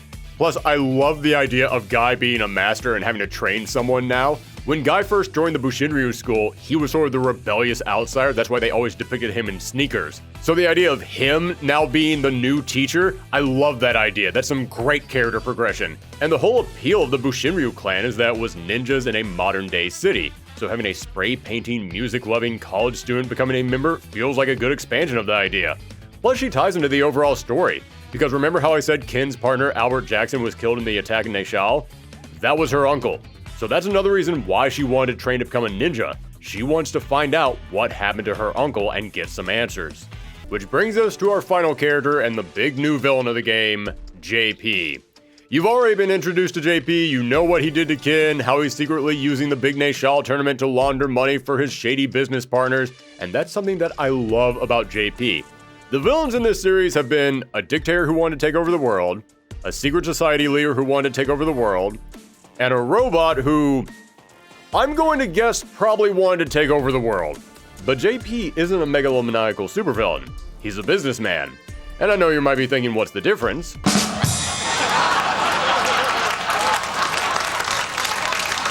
But seriously, I love that JP doesn't have the same goals as the other villains of this series. JP is like, take over the world. What would I want with that? This is strictly business, my boy. He's such a different type of villain, and his very professional attitude and serious mannerisms, it makes him so unique. However, he does have ties to the previous villains, because in the game's single-player mode, you'll learn that he was actually the person who handled all the money for Shadaloo. And I love this detail because, yeah! Bison had a huge base, giant science equipment, he was pumping out clones left and right, he had a full staff, and I'm pretty sure at least some of them were on payroll. Balrog wasn't working for free. Of course there would be a lot of money moving around, and someone would have to handle that. And JP now being the big new threat hypes up Shadaloo even more, because do you know how evil you have to be in order for your accountant to be a supervillain? As for how he plays, well, that's where the Shadaloo ties really come out, because you know how Bison was looking for a body that could hold his psycho power? Well, it turns out as Shadaloo was collapsing to the ground, JP took, I don't know, a canister, a briefcase, I have zero idea how you store psycho power. But he took some of Bison's psycho power and pieced out, and now he's using that to fight. And I love that he doesn't fight like Bison. No, JP is far more restrained and calculating. So instead of using Psycho Crushers and knee presses to dominate the opponent and flex his powers, JP is the ultimate zoner. He stands back and causes spikes to erupt from the ground, from the air, he sends out ghostly spirits to slash or grab you, and if you get too close to him, he can just smack you off and send you flying across the stage, making you have to work to get up close to him all over again. I love that he uses Psycho Power so efficiently, like it's all calculated. And he acts in the match like he's just going through the formalities, like this is all beneath him. It really shows off his personality so well. But as we see in some of his supers and in his arcade mode ending, it's implied that this psycho power is slowly breaking down his mind. He's going mad with power, just like Bison. I think that JP is so cool and such a great addition to this game. And I don't even play as him. He's a zoner. I play tanks and grapplers. He's my mortal enemy. So if I'm saying he's cool, you know it's true. So that's the new roster, and like I said, there's a few complaints about the returning characters, but when it comes to the new fighters, I think they nailed it. Their fighting styles, their personalities, their designs, they're all so good. However, there is one thing about these characters that a lot of people couldn't get behind, and that was the music. Now, I absolutely love the game's main theme, Not on the Sidelines. It's the perfect song for the direction of this game. It's got that real motivating, keep pushing on vibe that the game is trying to invoke. However, that song was done by Rocco808 and Randy Marks. The actual in-game music was done by Yoshiya Terayama, who said that the game was leaning more towards the hip-hop and street tone in the previous installments, so he wanted to incorporate that into the music. And how successful he was at that has been a subject of great debate. Every character's old themes were gone, at least in the first few months before jukebox mode got added, and instead they were replaced with music that was far more relaxed. It wasn't nearly as impactful, it didn't have that energy that made you want to get up and fight, and I've heard so many people say how disappointed they are in these songs. But I actually kind of like this soundtrack. Don't get me wrong, a lot of these songs have way too much electric bass. It feels like Terayama just discovered that instrument and all of a sudden he was like, well, I gotta put this in everything. And I do prefer the older tracks. They are definitely better for fighting games. I will totally admit that. But while these songs don't really make me pumped to fight, they're songs that I love to just chill out to. Like, none of these feel like super hype, energetic anthems, but they're definitely a total vibe that I love to just let wash over me. Ken's song no longer has that epic let's do this vibe to it, but it feels like the song of a guy who's been through hell and now he's rising back up again. It's that song that you play in the movie after the hero was knocked out and now he's doing a train montage in a warehouse.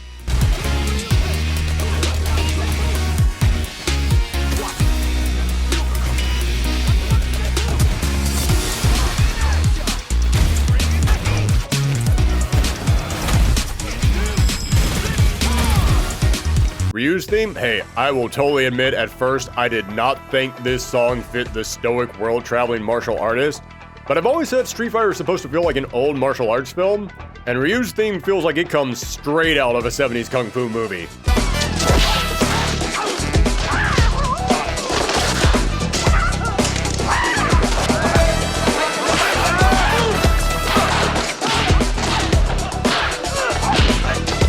Jamie's theme is so poppy and upbeat, I don't trust anybody who has said they've never tapped their toe to it.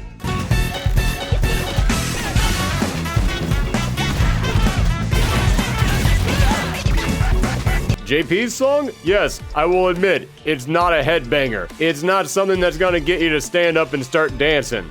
But if you want something that screams villain, if you want something that just has this menacing, malicious tone to it, I can't deny this theme is kind of perfect for that.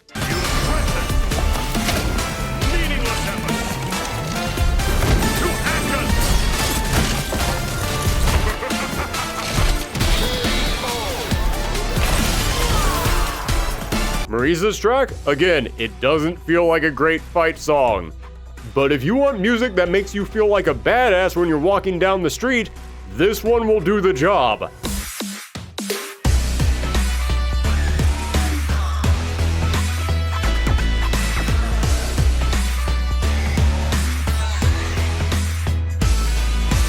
Cammy's song is way too low energy to be a fight track, but it is perfect for a secret agent just sneaking around and being mysterious. Which, yeah, that's kind of Cammy's whole thing.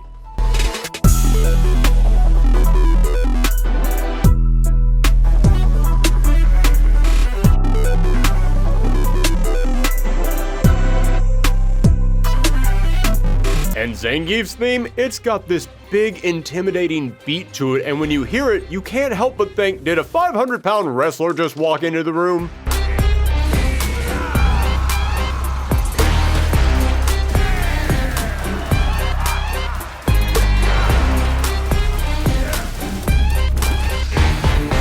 So So yeah, I will admit, the tracks are weird, because I do think they feel perfect for the characters, but they're not perfect for fighting the characters. They feel more appropriate for just hanging out with them.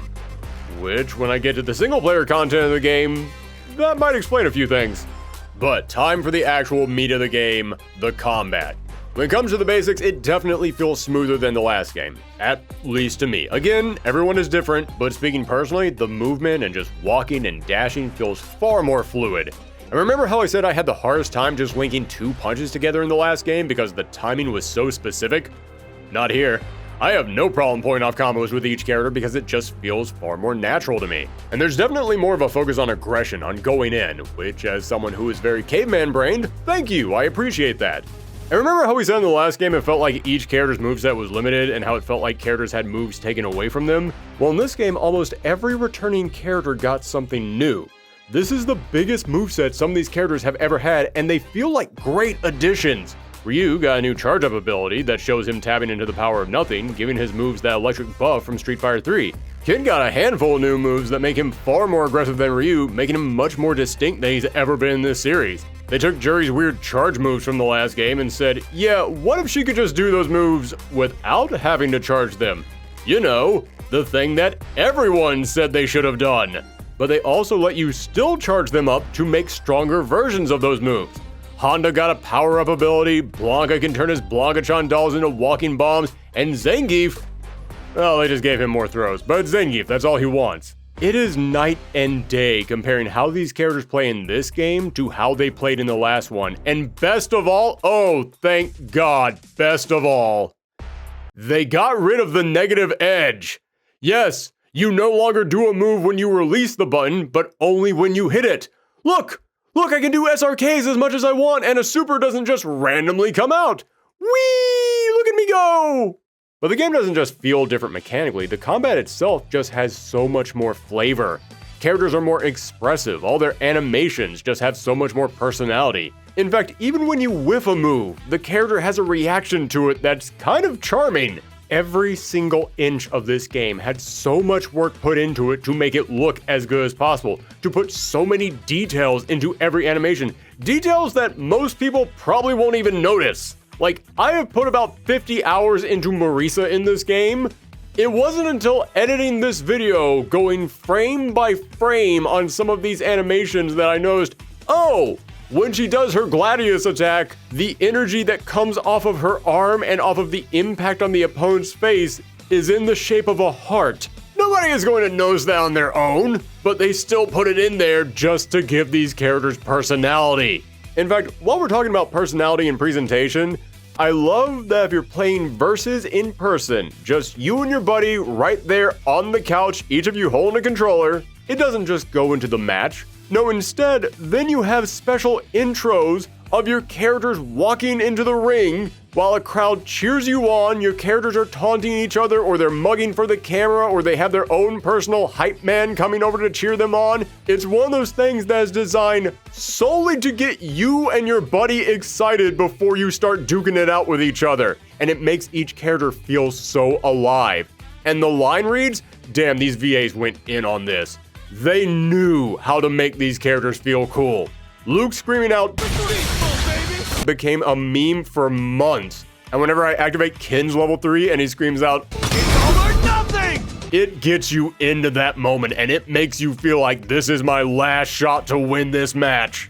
I talk a lot on this channel about the myth of balancing your fighting game. You will never be able to make all your characters balanced. So don't worry about making all your characters balanced. Worry about making all your characters fun.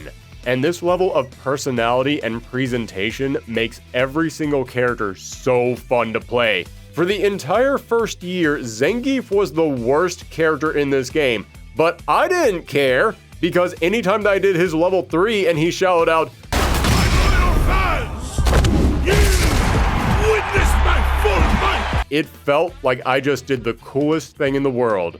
Oh yeah, level 3s, about that. Every character has a super meter that goes up to 3 levels, and you have 3 supers, a level 1, a level 2, and believe it or not, a level 3.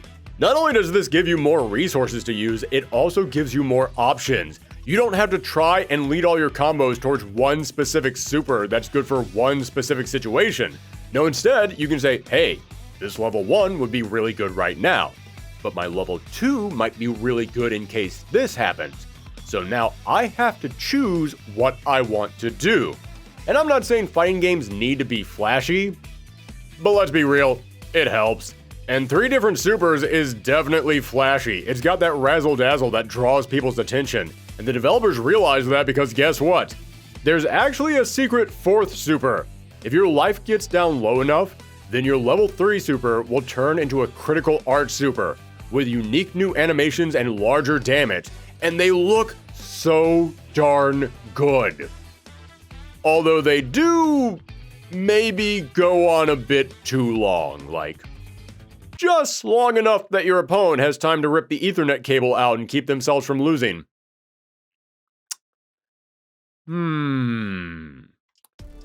Would it be wrong of me to just unblur that screen name here on a video seen by thousands of people to punish them for rage quitting? No, it's fine. Be the bigger man, be the bigger man. Fighting games need to have a way to make the stakes feel high, make the tension feel strong. They need, for lack of a better term, they need a way to make the player feel cool.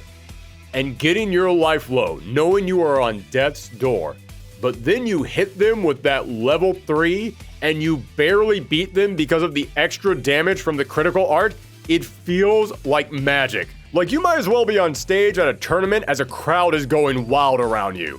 In fact, this game even tried to replicate that feeling. They actually include a feature where you can turn on professional commentators to narrate your matches. Man, they just know the spacing way too well. Wow! Punish counter to save the galaxy!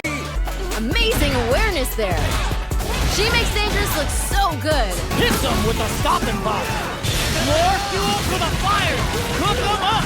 Breaking on them to lay down some damage without giving up ground. It is a very weird feature, but you know what? It's fun.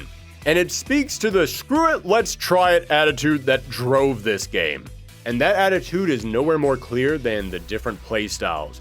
This game lets you choose between 3 different modes: Classic, Modern, and Dynamic mode. Classic mode is the Street Fighter that we all know. 6 buttons, special moves come out from input motions on the stick. It's exactly what you would expect from Street Fighter. Then Modern controls only use a 4-button setup. You can do auto combos, and you can now do specials and supers just by pressing a direction and a button. Now, when this concept was first introduced, it was the subject of a lot of debate because so many players said it was unfair for classic players to have to fight modern players because modern players could do specials and super moves much more easily and much quicker. I mean, someone having to remember a dozen different inputs with perfect timing to do a combo while the other player just has to press one button? Yeah, that doesn't really seem fair.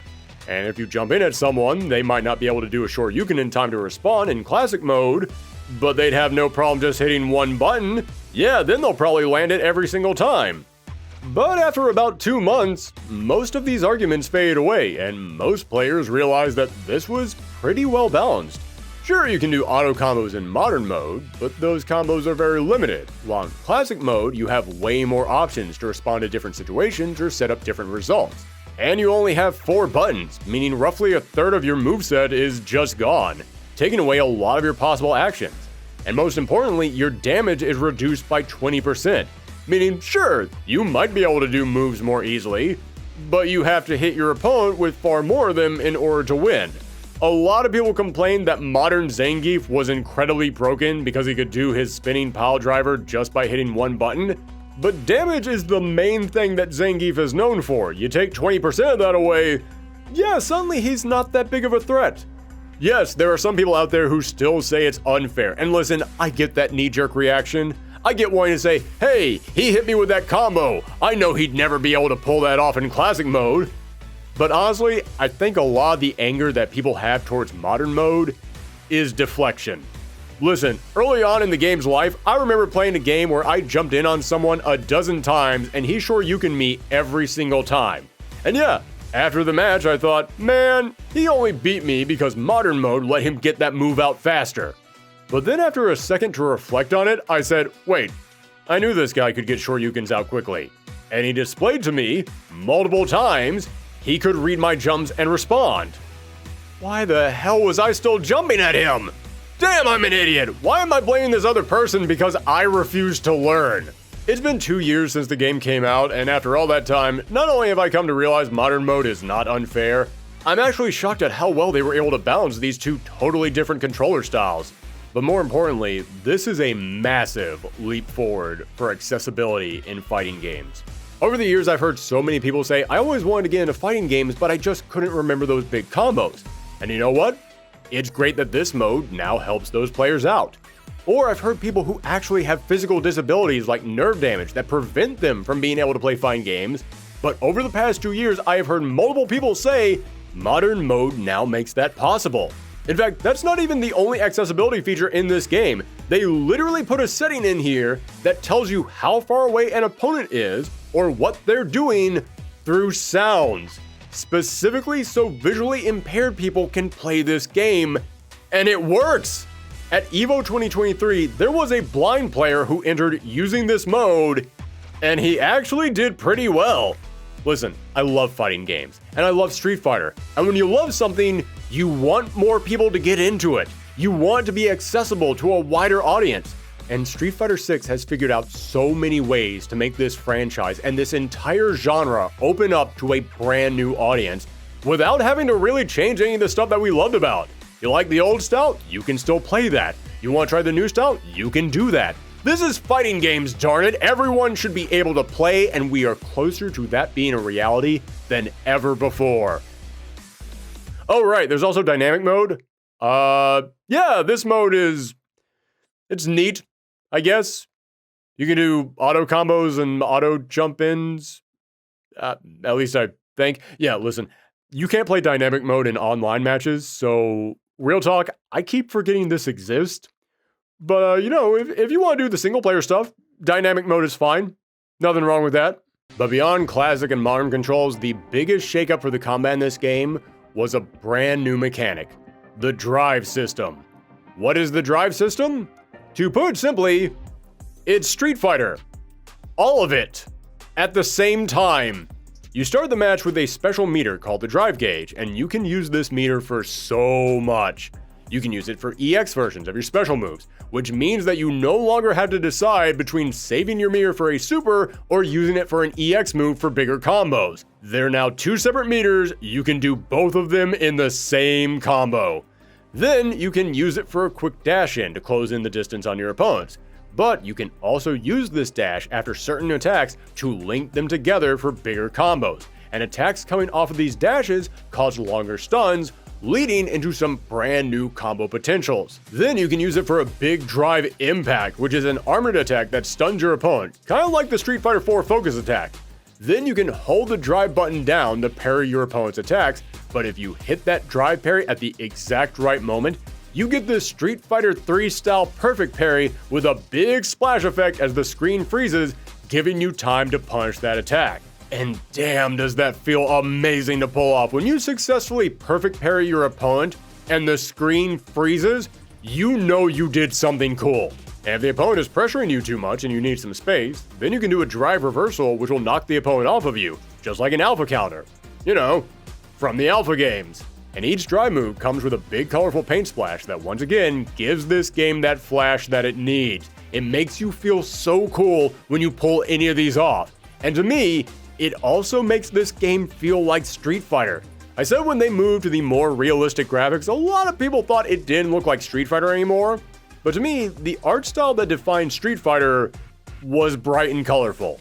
When I think back to Street Fighter 2 and Alpha and 3, those games were exploding with color. And thanks to this drive mechanic, now your moves are literally exploding with color.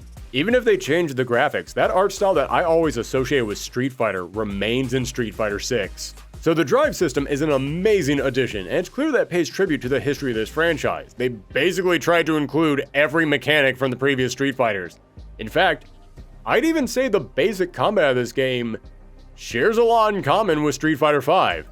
Because if you remember, I said a major problem with Street Fighter V was the cool moves budget. Yes, you could do some really cool stuff in that game, but only if you had the exact right amount of meter for the exact right setup at the exact right time. So if you wanted to do that cool thing, you'd have to spend the entire match saving up for that one moment where you might be able to spend all those resources. And again, I do get why that makes it more tense for some people. I get why some people would enjoy that. But I and so many other players just found that to be way too restrictive. But here, yeah, you still have just as many moves that only work off of a counter or off of a dash-in, and then they will only combo if you have all those resources lined up. But the big difference is that this game starts you off with your drive gauge full and it refills fast. In Street Fighter V, you had to work for so long to get that game to open up its wallet and then pull out a shiny nickel, and it told you not to spend it all in one place. Street Fighter VI begins every single round by handing you a cool moves blank check. But that is a massive oversimplification of the issues everyone had with Street Fighter V. The big complaint so many people had was that that game wanted you to play it in a very specific way. And that is why the drive system is genius. Let's go back to our video on Street Fighter 3. I said that there were 3 things that can create a great fighting game: expression, decisions, and answers. Create a system where each player can express their individual playstyles, where they can have multiple decisions to make and each of them can change the fate of the match, and make it a game where you can have answers to each of your opponent's actions. These are the things that every great fighting game needs. And this drive system does all of that. You have so many things that you can use your drive gauge on, and every player will use that gauge in different ways. Some of them will hold on to it and be really careful with it. Some of them will go full Unga Bunga. I remember one combo breaker where the grand finals was coming down to a Lily and a Luke being played by Noah the Prodigy, and everyone online kept saying the exact same thing. Why does this Luke keep putting himself in burnout? Noah the Prodigy blows through all of his meter instantly, and then he gets it back, and then he burns through it again. Why is he doing that? You wanna know why he was doing that? Because that's how Noah the Prodigy plays Luke, and he can do that. And you can play Luke your way. You can have 2 Lukes go up against each other, and they will not play anything like the other. And that leads into decisions. If you have an opponent coming at you, you have different ways to respond, and you have to think about what's best. Do I try and beat them with my attack? Do I do a parry? If I do a parry, but then they drive rush to cancel out that attack, and then they throw me, that would counter my parry. Or do I try and drive impact and try and armor through their attack? Because if they see that coming and they respond quickly enough, then they can then turn their attack into their own drive impact, and that will beat my drive impact. So yes, you have several decisions that you have to make with how you use your drive gauge. But your opponent has them as well, and your decisions can counter, or to put it another way, answer your opponent's decisions. And I've said it many times, it is impossible to make a game where every character is balanced, but this drive gauge is an equalizer. You get good enough with those parries, you get good enough at reading your opponent's openings and knowing when to drive rush in, it can put every character on a more even playing field. I have seen top-tier tournaments where Zangiefs, who again at that point were arguably the worst character in the game, were going up against JPs, their sworn mortal enemies who had every single advantage over them, and they still beat them because they knew how to use their drive gauge. But here's where your decisions really matter. If you use up the drive gauge, if you completely run through it, you enter a state known as burnout. In this state, you'll slowly gain your meter back, but until it returns, you can't use any of your drive abilities, you now take chip damage, and if you get pushed against the wall and your opponent drive impacts you into that wall, you will become stunned. I said after Street Fighter V, people were sick of the stun mechanic. It felt like you got stunned off of 2 wrong guesses in that game. It was way, way, way too strict. But here, if you get stunned, it doesn't feel like you made one bad decision. No, you have to actually screw up multiple times to get stunned. You have to burn through your entire drive gauge, then you have to let your opponent push you into the corner, then you have to not jump out of the way of their drive impact, and then you get stunned. And if you get stunned because of that, you kind of just have to shrug and say, yep, I brought this on myself. But I bring this up because this also plays into the importance of decisions. You want to go full in and blow through your drive gauge? Awesome, you can do that. That is your decision. But you have to realize that means you're deciding to risk burning out. And this game gives you answers, but many of those answers are linked to the drive gauge. Meaning every single time that you decide to use your drive gauge now, you're risking losing those answers later on. It's actually kind of genius how much risk and reward is tied to the drive system. Listen, I could keep going on and on about the drive gauge, but in the end, I'll just say this. When this game came out, I thought it was brilliant, but I didn't want to praise it too much because I thought it's probably just recency bias. It's the hot new thing right now. Let's see how well it stands up. And right now, it's been almost 2 years since this game came out. And sure, 2 years still isn't very long. But in that time, I have gone back and replayed every single other Street Fighter game. And this is still my favorite mechanic in the entire series. It is crazy how fun this makes the combat. And when you combine how much variety it gives you with all the different options for how to play and how much work this game puts into actually teaching you how to play, this becomes a game with a high ceiling and very low floors. But now that we've covered all the characters and the combat, what exactly does this game include? What about all the content?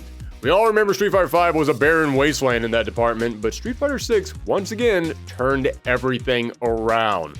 Because this game is stacked in features. When you turn the game on, you see it is divided into 3 different sections, each offering you a completely different experience, each one a unique and important pillar of the game. So let's start with Fighting Ground. This section is dedicated entirely to, well, fighting. Here you'll find your training mode, your character trials, and character guides meant to give you an in-depth explanation of each character and what their general strategies are. This is also where you'll find arcade mode, and after Street Fighter V, all you need to do was just put an arcade mode in here, give each character an ending, and that's all we needed. We'd be happy with that. But they did go a little bit further than that. They had an intro and a unique final match for each character, which is really good. Although I do have to admit, if you're going into arcade mode looking for any kind of character or story progression, yeah, you're out of luck. Some of these arcade modes are fun, like the Zangief one sets up Marisa as a fun new dynamic for him, and then Manon actually gets some character growth, and as I mentioned earlier, Dhalsim and Lily's ending actually sets up an interesting question for her future.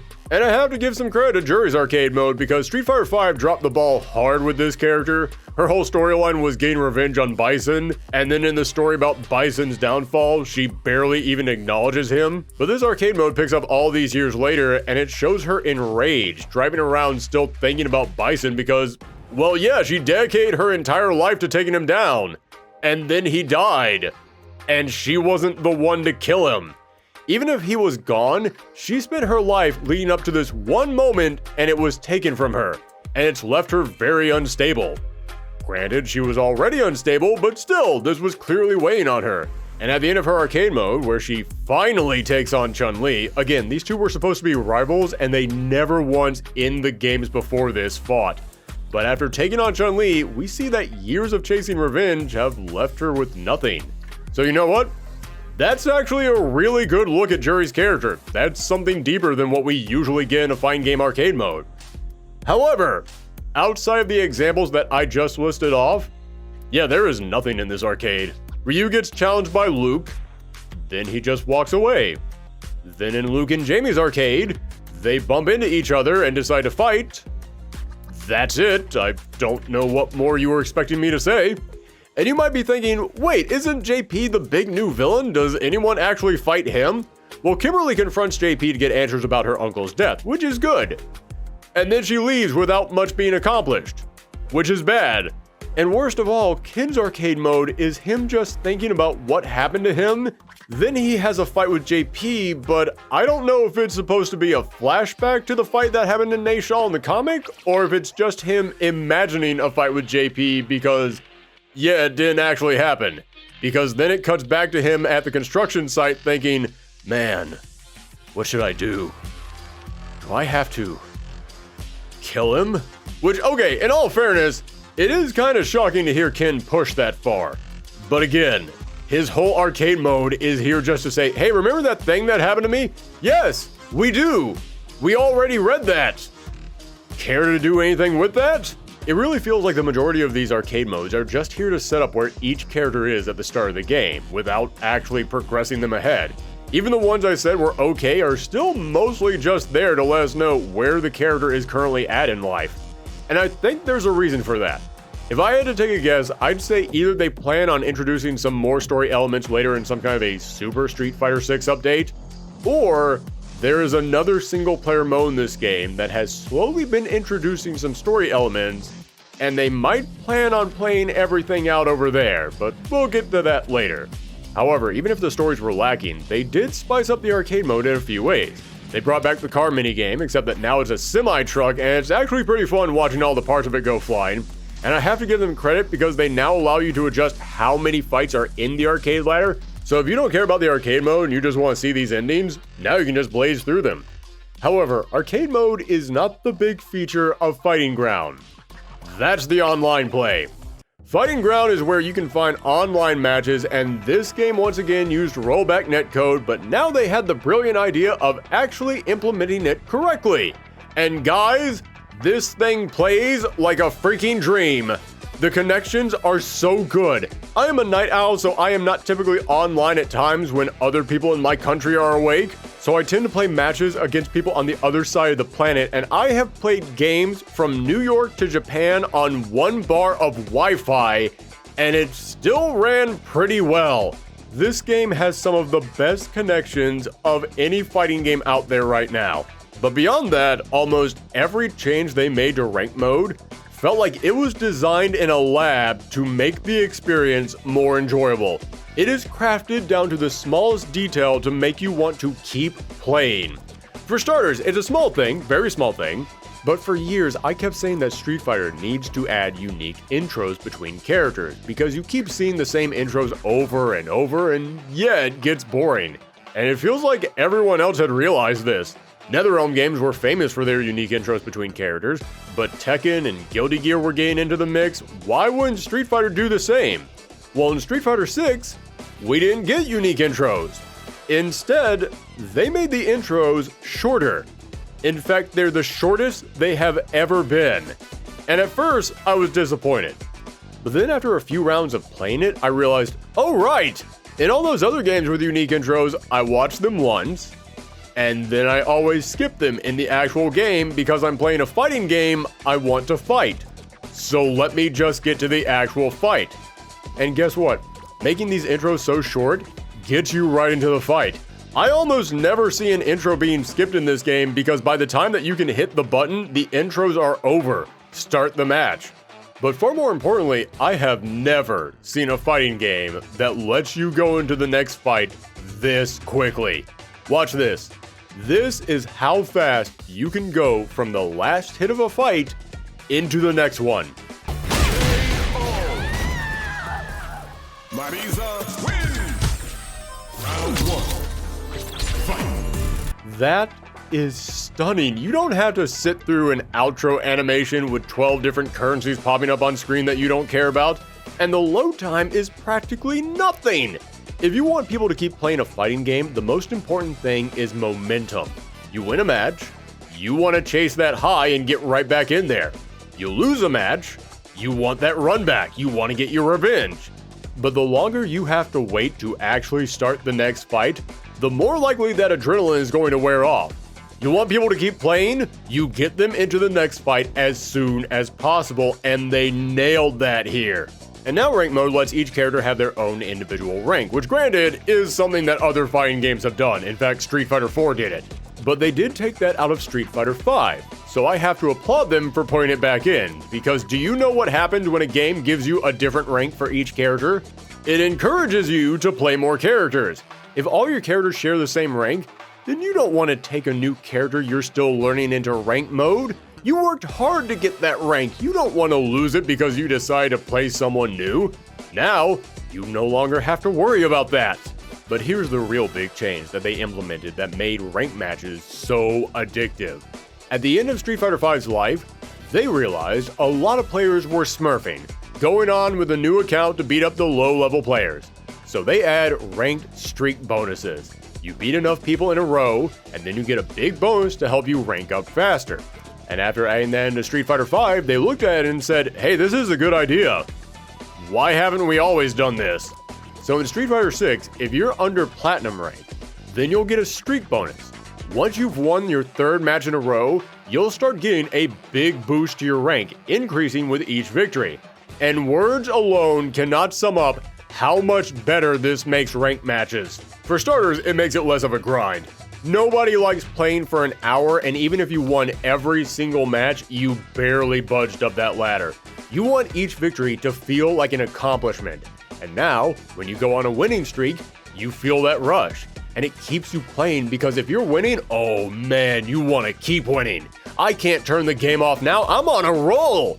But if you're losing, well, that doesn't feel good. Nobody wants to see their rank dropping. But hold on, hear me out. Yes, I know I just lost 9 matches in a row.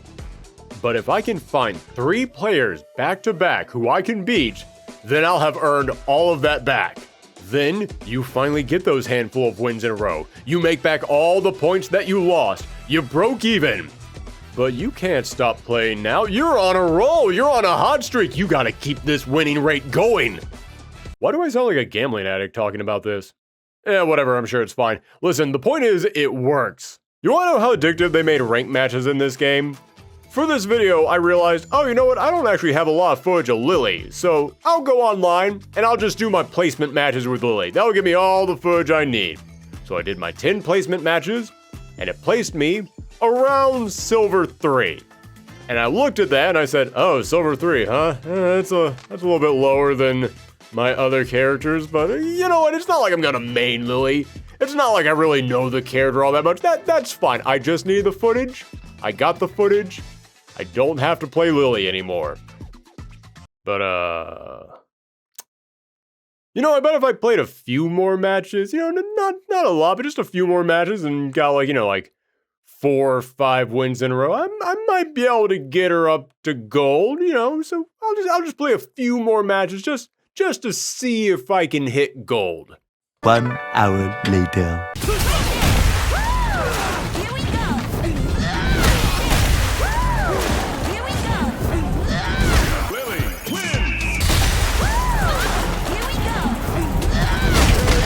Two hours later. Zongia wins! Luke wins! I wins! KO wins! KO Lily wins! Many unbearable hours later.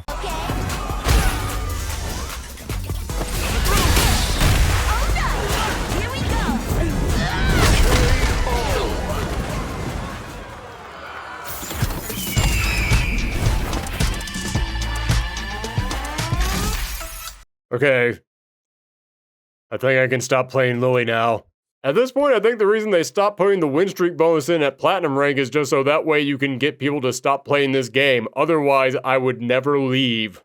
In fact, this made me want to try to hit Platinum with as many characters as I could, and I can't think of the last game I played where I actually wanted to take each character online. And I know some people will complain about this because if you can win against 3 people and that negates losing to 9 people, then do you really deserve that rank? Are you really a serious player? Well, first off, everyone at your current rank has the exact same advantage that you do, so yes, you are still playing against people who are around your same level, even with the streak bonus. But also, here's the thing. Not everyone wants to be a serious player. They want to go online, but for fun, not for glory. But if you do want to be a serious player, you're going to need to be at the higher ranks. And as I said, once you hit Platinum, the rank streak ends. Everyone playing for fun gets a system that keeps them coming back. Everyone who wants that grind, it's still there when you hit the high levels. But speaking of fighting people for fun, let's take a step to the left now and go to the next pillar of this game, Battle Royale. This is a massive online lobby, set up half like an arcade and half like a giant sports arena. In here, you'll find a bunch of other players in fully customizable avatars, and we should take a moment to talk about this avatar creator because it is a beast. I went pretty basic, I just made myself, but you can go nuts with it. You can make other Street Fighter characters, cartoon, comic characters, real people, or you can do what most people did and just make a bunch of mutants. This is one of the wildest character creators I've ever seen. If you play around with this long enough, you realize, oh, so this is how Capcom puts out a brand new Resident Evil every 2 years. They literally have a Dr. Frankenstein monster maker in their back pocket. And as silly as it is, I love how weird these avatars are. There's just something fun about walking into a lobby and seeing a group of people from all over the world just embracing their inner weirdos and playing some games together. Plus, where else is Ada Wong going to tell me that she likes my show? But you'll find these other avatars just running around and challenging each other at cabinets, and I really love the design of the battle hub. There's something to do in every single corner. There's a dance booth upstairs for no reason other than it's fun. And there's signs everywhere that are constantly changing to reflect whatever the current theme of the battle hub is. And there's a giant board where it will show you if another character is on a winning streak, and I love that because there are other players who will find people on a winning streak and hunt them down to challenge them. And I think that's so cool because it brings back those old arcade feelings when you would see someone on a winning streak and then people would start lining up to try and take them on. Now, as for the special features in the lobbies, there's one corner where you'll have a rotating classic Capcom arcade game, which, yeah, why not put that in there? It is shocking to me how many big studios have a long list of arcade classics, but don't do this. Like, you need content for your game, you have tons of old games just sitting in your storage, load them into your new game. Boom! Yakuza figured this out years ago. But on the other side of the lobby, there's a series of cabinets where you can play weird little specialty matches called Extreme Battles. These are unique matches with their own sets of rules, like the opponents are given a list of 4 objectives and whoever pulls them off first wins, or you and the opponent share a life bar and it's a big game of tug of war. Then to further spice things up, each game will have some kind of a gimmick. Like a bull will be running across the stage, electric turbines will shock you, a robot from Mega Man will run around and blow up. These extreme battles are such a fun way to play, and that's one of the most important things about Street Fighter 6. It's not afraid to have fun. Again, not to keep hammering away at Street Fighter 5, but that game was so focused on the esports side. It was all business. So a major mission statement of Street Fighter 6 was just to make it fun for everybody. You want to play some matches with some weirdo avatars? Go for it. You want to play some crazy mini games? We got that. You want to play some old arcade games? Why not? Get in there. Heck, before each match, you and the opponent can just make silly faces at each other. And it's one of the most charming things I have ever seen in a fighting game. Does it serve any purpose? No, but better question, who cares? It's fun. You know you created a great mechanic in your game when you add a new character and the first question everyone asks is, what goofy faces are they going to make? Now there's a few other things worth exploring in the Battle Hub. There's a spot where you can join clubs or vote on upcoming events.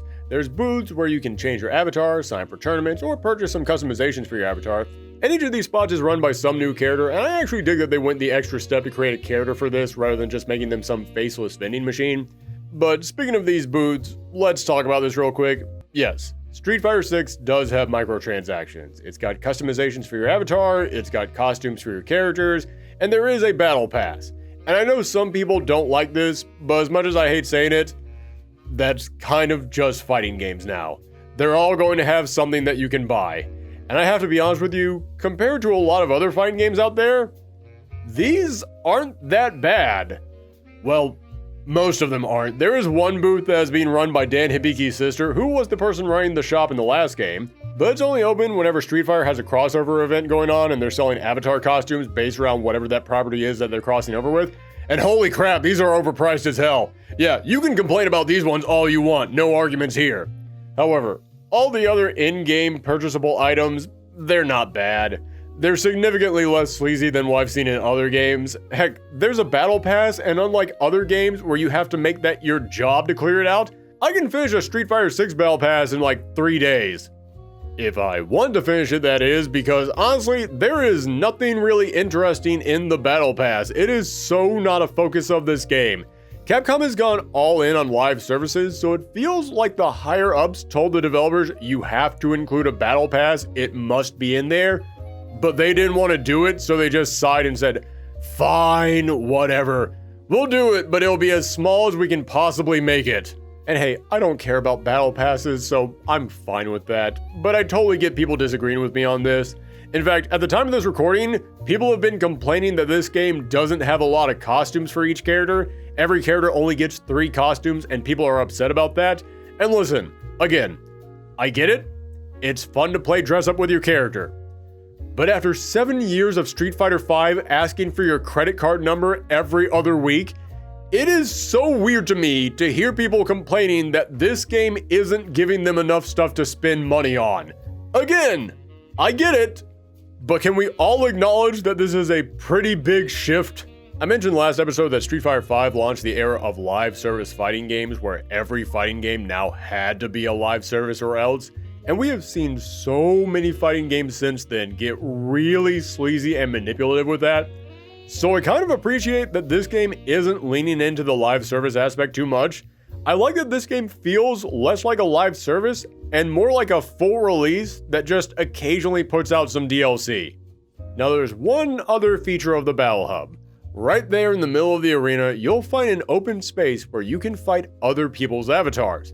You can equip moves from various Street Fighter characters onto your character and mix and match them to create something truly busted. Imagine Guile's zoning with Zangief's throws and Dhalsim's teleports. You can make that happen now.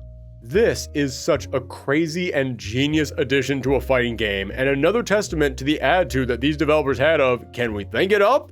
Then we put it in the game. But where do you get all these moves for your characters? How do you level them up? Well, that brings me to the final part of this game, and arguably the most ambitious. This is the big new single-player mode where you create your avatar, and yes, as I said, you can make them look like whatever you want, but there is a base appearance for them that is used in all the trailers, and I kind of love that the Street Fighter fanbase has come to call this avatar John Street Fighter. I don't know why, I just think that's funny. So you head to Metro City and enroll yourself in the Buckler Security Training Program, where your coach Luke teaches you how to fight. There you meet your fellow trainee and rival, Bosch. He's got a little bit of attitude, he's clearly got a chip on his shoulder, but Luke gets the two of you to hang out and you start to get along. But Bosch has some ominous and mysterious stuff that he has to deal with, so he decides to leave. This encourages John Street Fighter to leave as well because he wants to find out the meaning of strength. His whole journey is to learn, what is strength? And even though you're here at a gym to learn that exact thing, apparently knowing Bosch for all of 2 hours was enough to convince you to quit. And Luke is just like, alright, cool, see ya. Either Luke is really easygoing or you paid for all your lessons in advance and there's no refunds. From there, you set out and explore Metro City, seeing a handful of notable locations from previous games, as well as legally distinct Times Square. By the way, just have to clear things up. I know some people think New York doesn't exist in the Street Fighter world and instead it's replaced with Metro City. No, New York does exist in Street Fighter. Alex is from there, there was a New York stage in the last game. Heck, you can even see New York across the river from Metro City. Meaning Metro City isn't Street Fighter's version of New York, it's actually closer to Street Fighter's version of Jersey City. And when you look at how the Mad Gear gang dresses, yeah, I can believe it. I love you, Jersey, but don't pretend like you haven't seen people dressed just like this walking around. But you'll explore Metro City, meaning a wide range of characters to improve your skills, some of whom are classic characters from the Street Fighter world, like you'll run into Damned and Carlos Miyamoto from the Final Fight games. You've got multiple quest lines involving Retsu from the original Street Fighter. Then there's tons of smaller cameos hidden around the world, as well as new characters who are interesting additions to the Street Fighter world. Like, there's a gang called the Crows, who's led by this guy called Rudra, and he uses Dhalsim's moveset. Now, this is interesting because in Hinduism, Rudra is the god of storms, and he's closely associated with Agni, the god of fire, and Dhalsim worships Agni. Why am I bringing that up? Because if you follow his storyline for long enough, there will come a moment in which you learn, yes, he used to be Dhalsim's student. So we have now learned that Dhalsim had a former student who went rogue and joined a gang. That's an interesting addition to the lore. And there's a group of scientists in Metro City called CERN, and they're trying to create pale robots who can mimic the powers of strong fighters. Pale robots who can copy fighting moves. And they're called SIRN. You know, if you take the R out of their name, then... Nah, I'm sure it's nothing. This is completely unrelated to a previous Street Fighter villain. There is so much for Street Fighter fans to find in World Tour mode. It's so big, and they keep adding on to it. I'm genuinely shocked at all the people that you can meet and all the places you can go. From back alleys to secret caves to the tallest buildings, you'll find something interesting everywhere. Like here. Where exactly am I? No, seriously, I kind of just kept rambling and now I'm lost. Where the hell am I? How did I get up here? Oh wait, someone's up there. Hey! Hey, sir? Sir, can you hear me? I don't think he can hear me. Alright, hold up. I'm gonna go and get directions. Whew. Okay. This is good cardio, at least. Man, we really are high up here. Over there, you can see New York, where Alex is waiting to be added as DLC. Hey, excuse me, sir, could I get directions? I'm trying to figure out how to get to...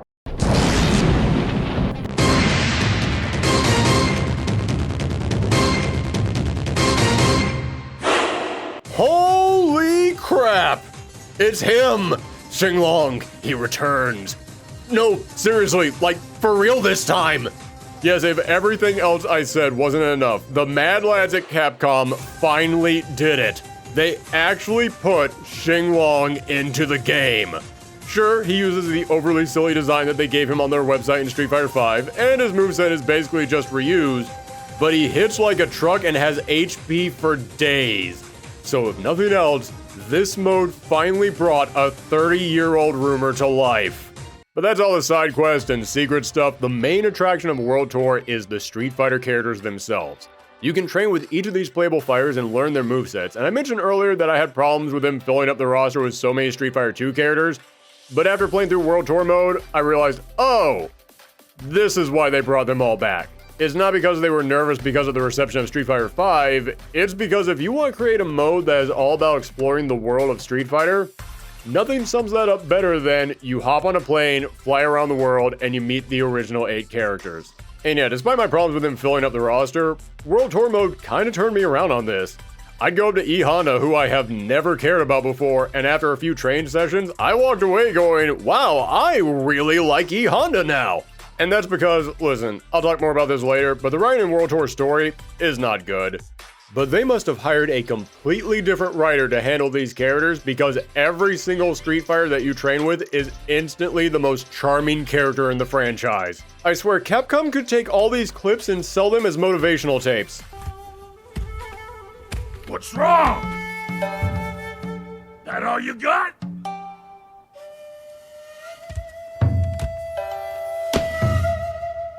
Nobody ever got strong without losing. Don't lose hope. How can you hear that and not instantly want to go to the gym?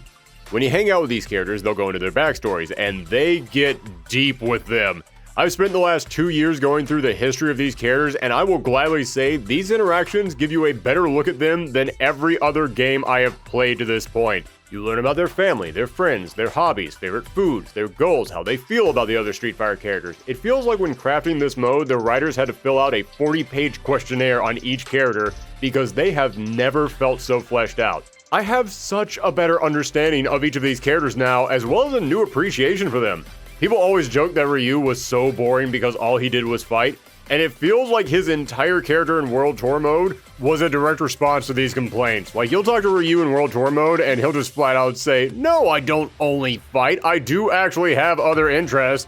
I travel the world, and wherever I go, I check out the cultures, and I participate in local traditions and festivals, and I learn more about them. And you hear that, and you think, oh, right. Ryu is the World Warrior. He travels the world. Of course he would find that interesting, that makes sense. Also, have to bring this up, there's been a running joke in the Street Fighter community over the years that Ryu is secretly rich because he keeps winning all these tournaments, but he still lives like a monk out in the mountains and he doesn't spend it on anything. Well, in World Tour mode, he actually addresses that. There's a moment in which he says, oh yeah, I'm secretly loaded. I originally turned down all the money I won, but Ken told me that made me look bad to tournament organizers, so I set up an account and I just never touch it unless the temple needs some fixing up. I love that. The fact these devs actually took an in-joke and made it canon shows what massive fans they are. And I could keep going. I love all the little tidbits they reveal about these characters, like why Blanca is green, why E Honda's name is Edmund, and did you know that Zangief reads 300 books a year? That made me like this guy so much more than I already did. And so many of these exchanges are actually funny. I normally wouldn't have to point that out, but after the last couple of attempts that Street Fighter made to be funny, yeah, you know, feels like I should applaud it. I don't think I have chuckled harder at a fighting game than whenever Jury texted me some insane ramblings. And listen, I know that I'm fawning over this feature way too much, but I've spent the last 2 years going through the history of Street Fighter, And I've come to realize, the thing that makes the world of Street Fighter so special, it's not the lore, it's not the big overarching plot lines, it's not the big battles between Satsui no Hados and Psycho Powers and the Powers of Nothing. No, the thing that makes the world of Street Fighter so special is the characters. All the way back at Street Fighter 2, the thing that grabbed people's attention was the characters. People saw these bright, colorful figures and wanted to know what their deal was. And Street Fighter 6 realized that and decided to lean into it, and it was such a smart idea. But there is something else that you can do in World Tour, and it's the most important part of this entire mode. Is it the story? Oh hell no, this story kinda sucks. Actually, no, wait, I take that back. The story isn't bad. It's non-existent.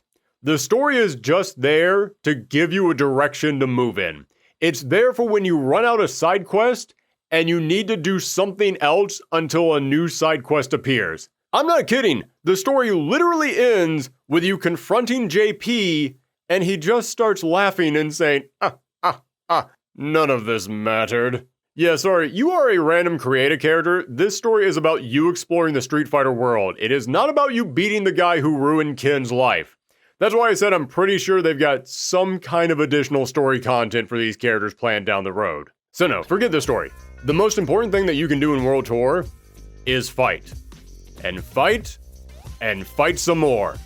Who do you fight? Everyone! You can just run up and challenge someone to a fight, or just say screw it and sucker punch them. Then the game instantly cuts from the open world to a fighting game mode, and it is crazy how smooth that transition is.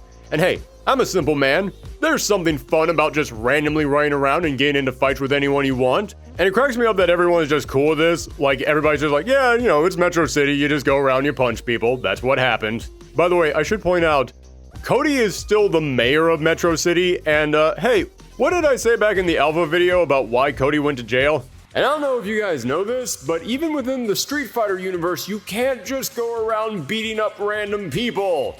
That tends to get you in trouble with the law. Let that be a lesson, kids. Politicians will always legalize whatever they got in trouble for. I'm kidding, obviously, and I should point out not everyone enjoyed this. I have heard people say they think it makes the world less serious when everyone can just get into a fight, but I kind of love it for a couple of reasons. One, this is Metro City, the home of Final Fight, Capcom's big beat-em-up series. So I like that they turned this World Tour mode into essentially a giant beat-em-up. It feels like they're trying to let Final Fight live on in a way. Two, I always said that Street Fighter felt like it was supposed to be an old-school action film, and nothing screams old action film like a hero walking into a place and everyone trying to fight them. Granted, this is a bit more exaggerated than that, but it still feels like it's capturing that spirit. Plus, it kind of fits with what we've already seen in this world. Martial arts and fighting tournaments have always been the biggest thing in the Street Fighter world. We've seen so many people of all ages and backgrounds wanting to be fighters. Why wouldn't that extend just beyond the cast we know? And three, when Takashi Nishiyama created Street Fighter, he said he named it that because he wanted to make it sound like a fight could break out anywhere. And now, 35 years later, there is a Street Fighter that has brought that very idea to life. I don't know if this is exactly what Nishiyama was picturing when he said that, but after going through this entire crazy Street Fighter journey, it kind of warms my heart to think the exact mission statement of the name Street Fighter is now fully realized. And World Tour mode was a massive hit, especially with casual audiences. Maybe it's just because this was the big release and everyone was talking about. Maybe it's because the open world environment with some RPG elements made it more enticing to a wider audience. Maybe it's because everyone was sharing their Nightmare Creator characters online and it made everyone laugh. But I have never seen a larger non-fighting game audience checking out a mode in a fighting game before. The number of streamers I saw who never touched fighting games jumping into World Tour mode was insane. And that is very important for one major reason. I have said this before and I stand by it today. I think World Tour mode is the best single-player content in any fighting game, and it's not because it's fun getting to talk to these characters, it's not because of how much you can explore, it's not even because of the crazy monster maker created character. No, the reason I say this is the best single-player mode is because, in my opinion, single-player modes in fighting games should have one job above anything else. They should help you learn how to play fighting games. And there are plenty of games that have attempted to do that, but I've never found any of them to be that good at. Some of them are alright, not putting all of them down, but World Tour Mode nails it. Because the best way to teach someone how to play fighting games is to not let them know you're teaching them. And most fighting games attempt to teach you how to play a fighting game by putting you in a big white grid and saying, okay, now we're going to practice this one move over and over and over again. And listen, I get the importance of something like that, but A, in an actual match, your opponent isn't going to just stand there and let you try the same thing over and over and over again until you get it right. You need to learn how to adjust to an opponent who is moving around and attacking you. And 2, a game needs to know how to make learning fun. And just standing in a big white void isn't fun. But World Tour Mode never once frames itself as a school. It never makes you feel like the game is trying to teach you. It gives you the quick tutorial, and then it says, great, you got that down. Now hit the streets. And if you aren't thinking about it, yeah, this is just a big crazy open world with lots of fights and quests and characters. You know, like a video game.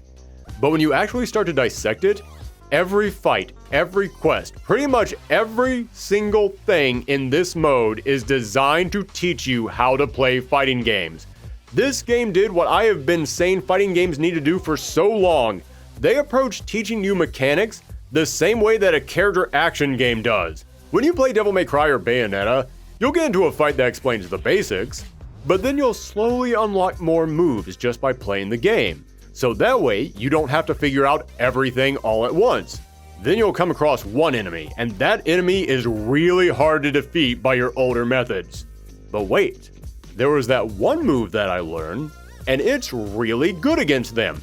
And by fighting that opponent, it will make you more comfortable using that move. And that's exactly how World Tour Mode works. I mentioned that you get to interact with these Street Fighter characters, and it's a lot of fun. But while you were busy laughing at Ryu trying to use a phone, you didn't realize, oh crap, I'm actually learning. Because each time that you rank up a character, you'll learn another move from them. How do you rank these characters up? By fighting with their playstyles. In other words, this game does not say, hey, here's the entire moveset of a character and everything that you can do. Enjoy being thrown into the deep end of the pool. No, instead, it goes, hey, meet all these characters. Test out some of their fighting styles. See which one you like. Oh, you like that character? You're enjoying playing with their moves? Well, here's another move. Test it out for a bit. Oh, you've figured out some combos with that move? That's awesome. Enjoy another move and see what you can do with that. They let you dip your toe into the water, find the fighting style that you like, and then build yourself up one step at a time. But the most genius part to me of all this is the way this game actually encourages you to think. As I said, most fighting games try to teach you by putting you in a controlled environment where it tells you exactly what to do, and now you have to do that one thing over and over again against an opponent that just stands there. World Tour Mode does not do that. World Tour Mode gives you a game to play. It tells you to run around and just have fun and get into fights with people. And the people that you fight will force you to actually think for yourself about how to approach these situations. I remember there was a moment where I was wandering into the wrong part of town, and some Mad Gear guys came running after me, and I thought, oh man, they are way higher level than me. I can't fight them yet. But they caught up to me, and the fight began, and they just kept blocking. Everything that I threw at them, they blocked, over and over. And after seeing that none of my attacks were getting through, I said, that's weird. Why would you program an enemy to just keep blocking? Oh well, guess I'll just throw them and oh my god. That's exactly why you would program an enemy to keep blocking. So it'll teach your player to throw when the opponent does that. And the game will give you rewards that you can earn in every single fight. No matter how small it is, there is a prize that you can get by pulling off certain achievements. And each of those achievements are designed to make you think. Like, you'll be fighting an opponent who jumps a lot, and that will force you to think, okay, how do I deal with that? But then there's an achievement that says, counter an opponent in the air with your own air attack. So now you have to think, okay, I need to jump to meet them in the air. So I need to now look for when they jump and learn to recognize that animation and then respond to it. Now, most fighting game training modes will try to teach you this exact same message, but there is a massive difference between a training mode that tells you, okay, your opponent is going to jump in 5, 4, 3, 2, 1. And this mode where they just give you a match. And you get to go in there and you get to fight that match however you want. But they give you a little incentive to try and approach the situation in a brand new way that you might not have thought of. It forces you to actually start thinking on your own. Again, it never tells you exactly what to do. It just gives you encouragement to think about and figure it out for yourself. Best example I can think of is there was one fight I had and the reward was hit the opponent when they're glowing. But they only glowed between the second and third punch of a 3-hit combo. And if I blocked, the second attack left me too stunned to respond before they came out with the third punch. Meaning, if I was going to hit them in that exact moment, I had to watch them and figure out how far from the opponent I was so that way they wouldn't hit me, and then figure out which of my attacks could reach them from that distance while being fast enough to hit them in between those 2 hits, and all of a sudden it hit me. Wait a second. Did you guys just teach me footsies?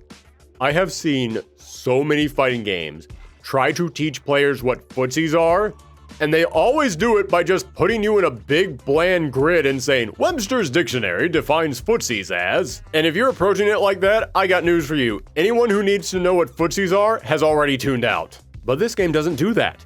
Instead, it just says, holy crap, dude, here come some bad guys, you better beat them up. Okay, cool, I'm going to do that. Sweet. Oh, by the way, if you want this reward, then you need to figure out how to do this. All right, cool, I will. And wait a second. Are you guys trying to teach me how to play fighting games? What? No. We're just letting you play a video game. This is all here for fun. Oh, okay, good. Whew. I thought I was learning something there for a second. And I could keep going. There are mini games that you can play to make money so that way you can buy items. And those mini games?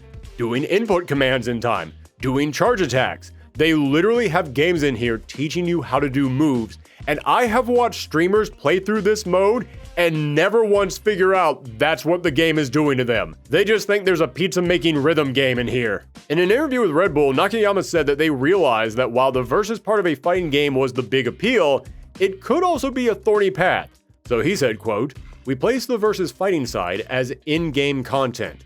Then we laid down what was required to reach that point. We wanted to make the versus fighting part of the fun, so we've taken an additional step back to make sure that players actually get there. And I think they nailed it. I have never seen a fighting game that took such a skilled approach to teaching people how to play them. And as for setting up the one-on-one matches as in-game content, when you beat the game and the credits roll, Luke gives you a speech about how the quest for strength is never ending.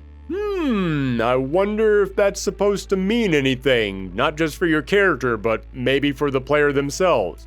And then you find yourself back in Metro City, and suddenly you have a brand new side quest. That quest? Just simply talk to some guy. That's it. And then you go, and you talk to him, and he asks, so, have you found what you were looking for? Have you found what strength is? Well, if you've done everything that you can do here, and you still want more, let me tell you about a place called the Battle Hub, where you can fight other people from all over the world, all of whom are also looking to make themselves better. Yeah, this entire massive open world single player mode is just here to teach you how to play fighting games, to get you to like playing fighting games, and want to keep playing them. And at the very end, after it has done its job, it opens up the door and says, what strength? But don't forget, there are many guys like you all over the world. And that is the entirety of Street Fighter 6's launch content. We really went from one of the most bare-bones fighting game releases in history with one of the worst introductions for new players to one of the most complete fighting game packages I have ever seen that bends over backwards to appease players of every skill level. But how was it received? Yeah, I think it did okay. After Capcom's last 3 fighting games all massively underperformed at launch and received mixed reviews from critics and disappointment from players online, talk about a comeback story. Critics loved it, giving it 9s and 10s across the board. And as for the sales This thing smashed its yearly goal so fast, I don't even think Capcom had time to order a cake and blow up balloons to celebrate. Street Fighter V couldn't hit its goal of 2 million copies in a year. Street Fighter VI sold 2 million copies in a month. It took Street Fighter V 3 years to sell 3 million copies. Street Fighter VI hit those numbers in 6 months. And when it launched, it hit a high of over 70,000 players on Steam all at the same time. That's not just the highest number Street Fighter has ever reported, it's the highest number of any traditional fighting game ever. I have to say traditional fighting game because Multiverses has screwed that number up for the rest of time. And here's the crazy thing. This wasn't a flash in the pan. No, those numbers remained high. It's been almost 2 years since this game came out, and since then, a brand new Mortal Kombat and a brand new Tekken have both come out. And even though both of those games are newer, Street Fighter VI is still almost every single day posting higher player numbers. And then at EVO 2023, it hit an entry number of over 7,000 contenders, almost 2,000 entrants higher than the previous record. On every single measurable level, Street Fighter VI has been a success. Was it perfect? No, no fighting game is perfect. But the fact that we went from a game where I had to ask, was it good, to a game where I have to ask, was it perfect, speaks volumes. But to me, none of that's the biggest success of this game. As I said, when this game came out, I saw so many people who don't play fighting games checking out World Tour Mode, and sure, maybe they were just doing that because it was this funny thing that everyone was talking about, but I also said that this game was designed to get new players to actually go online. It was designed to get those single-player fans to play against other people. And while I didn't see all those content creators sticking with this game, I saw so many of them continuing to play beyond just that initial curiosity. I saw so many of them actually going online and playing ranked and having fun doing it. And to me, there is no better sign of a fighting game success than that. That's very true. Do whatever you like doing. Just never tell yourself that you have some artificial limit on your skill. You can be as good as you want to be. Oh my god. The Street Fighter community is so nice. Are you serious? But Street Fighter 6's life didn't stop at the initial release. Just 1 month after the game came out, they started their first season of DLC with Rashid. Still traveling around the world, but now that Shadowloo's taken care of, he's free to make videos and stream. Anytime I see a fighting game or any other franchise try to create a content creator character, it almost always comes off as cringy and very, how do you do, fellow kids? But Rashid is so charming and fun, and it matches his energetic personality, so you know what? It actually works here. Also, each DLC character got World Tour content, and for Rashid, you can now fight his butler Azam, who has a completely unique moveset, which I am very happy about. I spent all of Street Fighter V waiting for this guy to be playable. Now, as for changes they made to Rashid, on the surface level, I absolutely love this redesign. Don't get me wrong, I liked his look in Street Fighter V. I was A-okay with the Saiyan Scouter. But this new look, damn, that is a good-looking redesign. I love this new outfit. It's got so much style and personality to it. But when it comes to his playstyle, they kept pretty much everything from the last game and gave him even more moves. He was one of the more agile characters in Street Fighter V. Now, his agility is through the roof. A skilled Rashid player will never touch the ground. That dude is going to be flipping and dipping everywhere. Then they added Ed, who has spent the last several years going around the world freeing other Shadowloo experiments, and they've all come together to become sort of a found family.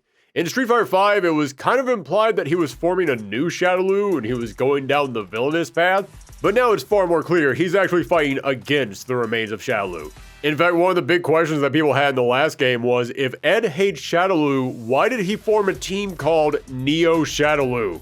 But in World Tour Mode, Ed flat out says, no, we are not called Neo Shadowloo, just everyone else started calling us that and we can't shake the name. Again, I really don't want to keep hammering away at the poor game, but there are moments in World Tour Mode where it feels like the writers are directly trying to address the issues of Street Fighter V. And Ed is a great example of that because in the last game, he was an interesting character, but now it feels like they get it. They understand what to do with him. Also, just have to throw this out there, but they revealed that he's into card games and they got rid of his horrible, horrible costume. So yeah, major glow up all around. By the way, for anyone saying Ed being here disproves my theory that they were holding off on the younger characters because they were nervous about the time skip, Ed is a genetic experiment who went from this to this within the same game. Yeah, he's kind of immune to this theory. As for how he plays, they took his simplified inputs from the last game and just made that his modern controls. Kinda cool to think that he was basically the blueprint for this whole new playstyle. Next up, a brand new character, Aki, and she was maybe the biggest hit of this season. Where do I even begin with Aki? She first appeared way back in 2018 in a 3-part story on the Capcom Fighters Network website. In that story, Fong, shortly after the fall of Shadaloo, makes his way back to China where he finds a young girl. She films him in a compromising position and attempts to blackmail him, so he plans on killing her in response. But then Aki notices how beautiful his weapons are, and Fong decides she has an eye for quality. So he takes her under his wing as his protege.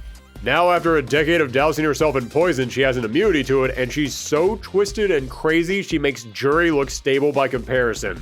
Also, she is obsessed with Fong, but that kinda goes hand in hand with being crazy. I'm just kidding. Listen, I know I talked a lot of smack about Fong in the last game, and for good reason, but they also add Fong to the World Tour map, and I can't believe I'm saying this, I kinda like Fong now. He's still a joke, but not nearly as much as he was in the last episode, and I gotta admit, I got a few laughs out of him this time. There's a whole subplot about former Shadaloo soldiers trying to restart the organization, and I did get a solid chuckle out of Fong learning that they didn't try to invite him back. But as for Aki's playstyle, she can poison you just like Fong, but her maneuverability is ramped way up. She slithers around the stage like a snake, making her super agile. But best of all, her poisons hit you twice. First time you get hit, you slowly start losing life. But if she hits you while you're already poisoned, you'll explode, which can lead into further combos, making Aki a setup genius. You need some real brain power to know how to use her, but when you watch someone who is an Aki pro, it is damn impressive. And the final character was Akuma, who definitely now looks like a guy who spent the last decade living in a cave. Akuma is Akuma. He hits hard, glass cannon, lots of fun, and they gave him the craziest raging demon of all time. In the past, you never got to see what the Raging Demon was, but the legend behind it was that if you get hit by a Raging Demon, you're then attacked by all the souls that have fallen to the Satsui no Hado. And here, we finally get to see that, and you know what? It's really darn cool. Although damn, how are you going to outdo this for Street Fighter 7? In that game, if he hits you with a Raging Demon, does the game just delete itself off your console and you have to buy it all over again? Is someone going to show up to your house and just punch you in the face? As for a story, yeah, there is none. I mentioned the arcade modes were kind of light, and in Akuma's arcade mode, he's in a cave carving idols all day. Then he fights Ryu. Then we see him carving an idol of Ryu. Not a whole lot there. Although I do kind of like the implication of this. Ryu spent years being tormented by visions of Akuma and the Satsui no Hado, and I kind of like the idea that because Ryu beat the Satsui no Hado, Akuma is now the one being tormented at night by visions of Ryu. I have no idea if that's what they were going for with this, but if it is, it's kind of a great twist and it shows a lot of progression. Although there is one other thing that we have to point out about Akuma. He has a taunt where he sits down and then he will just start eating a rice ball. And if you let him finish eating that rice ball, he will then transform into Shin Akuma and pull out brand new moves and supers. Who knew the secret to unlimited evil power was carbs? Seriously, think about this. They programmed a whole new version of Akuma in here as a secret. That's amazing. And they would include this version of Akuma as a special limited time fight in a brand new mode called Giant Attack, where in the Battle Hub, you can now challenge this crazy strong Akuma. Although instead of calling him Shin Akuma, they called him CERN Akuma. Because if you remember, there was an organization in World Tour mode called CERN, who was a group of scientists trying to study fighters' moves and put them into robots. So CERN Akuma is not Shin Akuma, it's more of a robotic Akuma. But not Cyber Akuma, no, that's completely different. Then we move into Season 2, which at the time of this recording, hasn't finished yet. Yeah, that's the problem with doing a retrospective on a series that's still popular and ongoing, because I'm not waiting 6 years for this game to be done so that way I can finish this retrospective. And the first new character we got was Bison, because of course it was Bison. Guess 2024 is just a really good year for old supervillains coming back. See you in the Tekken retrospective, hey Hachi. Yeah, so hey, Bison's back, and boy, people were really feeling one way or another about that. Okay, let's just go ahead and say it. Bison has been the boss of like half of these games, so a lot of us were hoping he was gone for good, or at least for like a few games. But nope, he's back. Or is he? Yeah, as you play through the arcade mode and World Tour mode, you start to realize this isn't exactly what we thought it was. This Bison woke up in a damaged body, and he has no memories of who he is. And when you play as him, you'll even see that he's starting to have trouble controlling his psycho powers. Well, in World Tour mode, he meets up with a small gaggle of scientists and soldiers from old Shadowloo who are trying to revive the organization, and he basically says, listen, I don't care. I have no memories of my old life, and I don't care about Shadowloo. I don't care about any of you, but I want to rule this world, and I'll use you if I have to. And shockingly enough, these former Shadowloo soldiers don't hear that and immediately quit. I guess if you've stuck with an evil organization for this long, you're in it for the long haul. So when you play through all this, it becomes pretty clear, oh, this is not Bison. This is one of his clone backup bodies, but since the original Bison died, he didn't have his soul put into this new body, meaning he doesn't have his memories. Instead, he just has little tiny fragments of it. He's got his evil urge to take over the world, but he doesn't really have that upbringing. He doesn't have all of his patience and dedication. And as a result, he's angrier, more deranged. He's not exactly the dictator leading his own army that we're used to. Instead, he's some berserker sitting around a dilapidated lab with a horse they found wandering around the desert. In other words, it's Bison, but it's also not. Capcom found a way to have their dead Bison cake and eat it too. This does feel like a new character, and Capcom could do something very different with him. Maybe he remains a loner wandering around the world with his horse like a Fist in the North Star villain. Maybe without all of his money and power, he could find something he actually cares about and become sort of an anti-hero. Or they could chicken out and in Street Fighter 7 he's just Bison all over again and he's once again leading Shadowloo and we have to go and stop him. We'll have to see, but hey, speaking as somebody who was totally against the idea of Bison returning, I'm actually kind of interested in this. But the next two characters added were the big attractions this season. For the first time ever, Street Fighter got guest characters. And they're the perfect guest characters. Terry Bogard and Mai Shiranui from the Fatal Fury series were here, and both of their World Tour modes are loaded with so much love and fan service for these characters. And I say these are the perfect guest characters for a couple of reasons. First off, if you've ever listened to Shuhei Matsumoto or Takayuki Nakayama talk for long enough, you will have heard them talk about how much they love SNK. They bring up SNK fighting games almost as much as they bring up Street Fighter. But the big reason why I say this is such an amazing pairing is because not only has Capcom and SNK been side by side in the fighting game world for generations now, with Fatal Fury and Street Fighter 2 coming out in the exact same year, but also, remember, Street Fighter and Fatal Fury were both created by Takashi Nishiyama. In fact, according to the Street Fighter 25th Anniversary art book, Nishiyama and Hiroshi Matsumoto originally envisioned the protagonist of Street Fighter 1 to be a blonde Caucasian American before they changed it to Ryu. Then Nishiyama took this early character design over to Fatal Fury and turned it into Terry Bogard. Yes, the original DNA of Terry Bogard came from Street Fighter. So having him finally show up in an actual Street Fighter game makes this one of the best guest characters of all time. I mentioned that World Tour mode actually brings Nishiyama's original intention of a game where a fight can break out anywhere to life. The fact that they also took Nishiyama's original protagonist for Street Fighter and put him in Street Fighter 6 makes this so perfect I can't even put it into words. This really is the ultimate full circle experience for Street Fighter. And the final character this season was Elena, who has a pretty big redesign, and considering she's our first returning Street Fighter 3 character, it tells me that Capcom considers this time skip to be a big success. And aside from that, yeah, I can't really comment on Elena, because at the time of this recording, she still hasn't joined the game. Although if I was a betting man, I'd say that now that I finally got this video done, she'll probably drop sometime in the next 2 weeks. But that means we have finally reached the present. Street Fighter was the franchise that began the fighting game genre, led to the 90s arcade boom, fueled some of the most hyped tournament moments of all time, brought back the 2D genre from the brink of destruction in the 2000s, and today is still pushing this genre to new levels and bringing in new players every single year. But you all know that. We all know the impact and importance of a series like this. It's Street Fighter. You don't need me to tell you why it's important.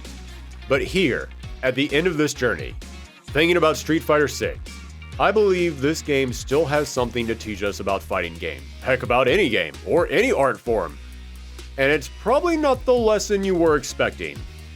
But looking at Street Fighter 6, I think the big overall message of this game is that you can make something truly great when you give creative people the time and resources they need to succeed.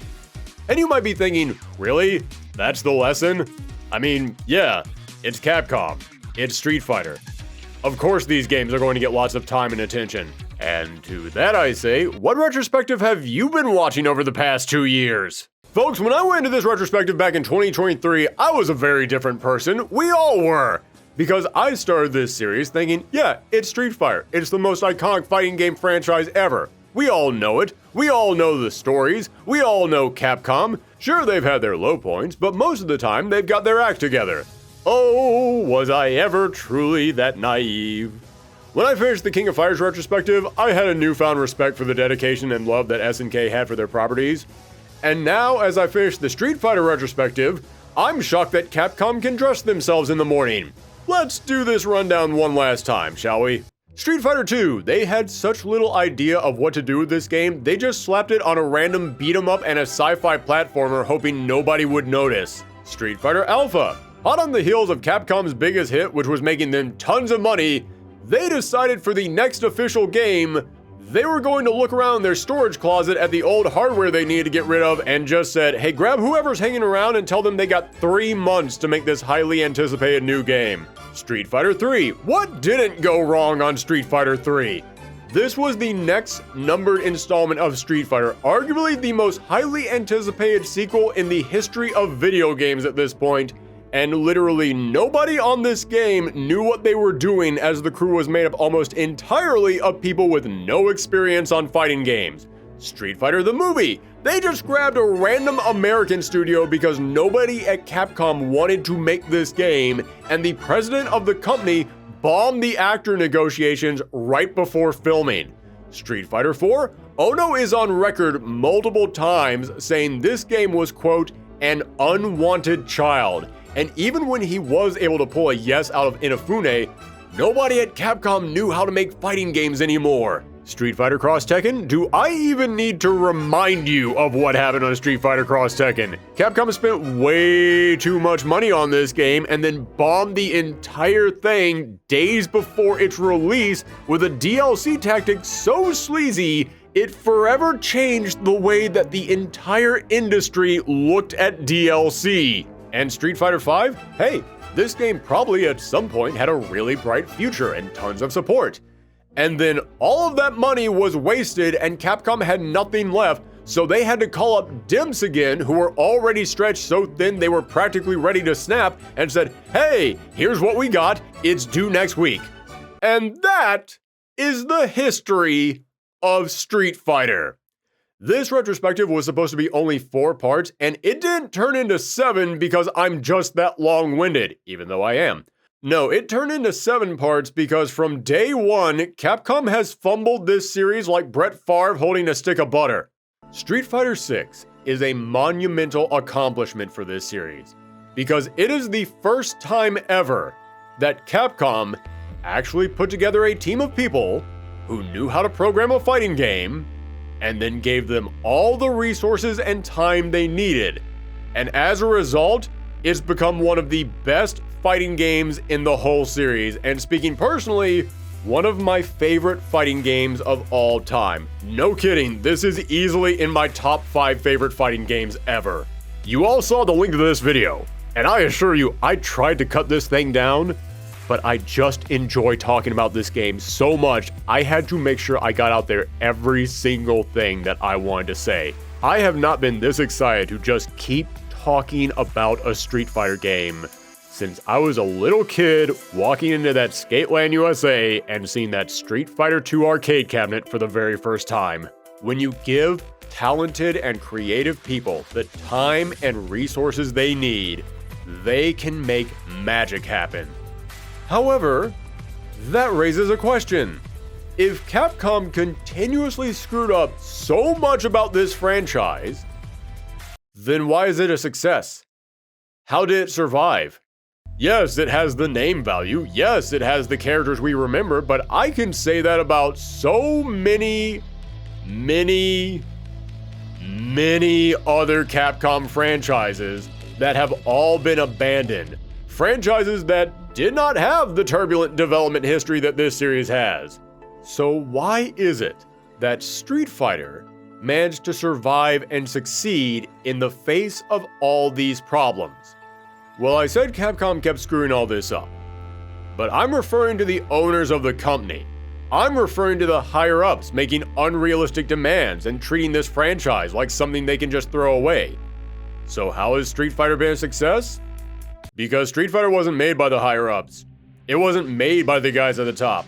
No, Street Fighter is a series that was always made by the guys at the bottom pushing up, fighting against whatever psychotic chaos was being thrown their way. This series succeeded because of the imaginative developers not afraid to try something completely new. Because of the musicians working all night even when the studio was turning the lights off around them. Because of the plucky young hires who were thrown into the deep end and had to learn how to swim. The seasoned pros who took a bad situation and rebuilt it from the ground up until it became something legendary. It succeeded because of the programmers who hit up their boss every single day pushing for a new game no matter how many times they were told no. Because of the champs who started to pull double duty to help out a new and inexperienced team. And because of a generation that grew up on these games who wanted to give back. This series succeeded because of the fans who were cheering on epic moments. Artists and cosplayers and animators bringing these characters to life, and players who are studying frame data today, asking for a rematch tomorrow, and were pumping in quarter after quarter 30 years ago. The success of this franchise never came from those at the top. It came from the people on the streets. And as for the future of this franchise, right now its popularity is exploding. But I'm sure you've all noticed the curse of the odd-numbered games being flops. Street Fighter 7 could come out and Capcom could sell this game away for some magic beans. So I have no idea what the future of Street Fighter holds.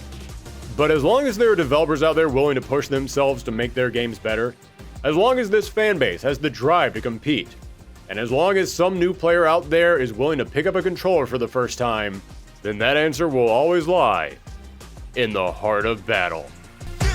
It started from the ground up, training getting wound up, channeling it in itself and moving up these mountains, crossing over, passing bound, for no time to count and keep score. Oh my God, no! Okay! I gotta dig in the deep, I feel like I'm on the road, it really likes to Oh no!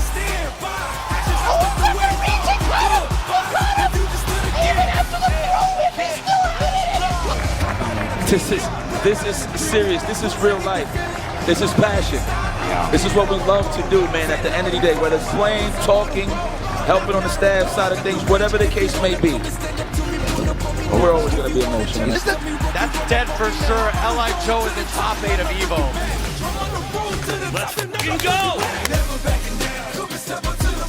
Super for the chip, do it! Yes!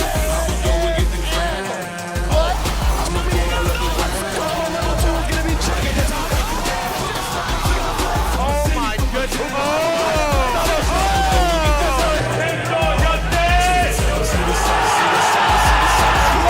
And there it is! Punk gets his retribution, his revenge! He is your Street Fighter 6 EVO champion!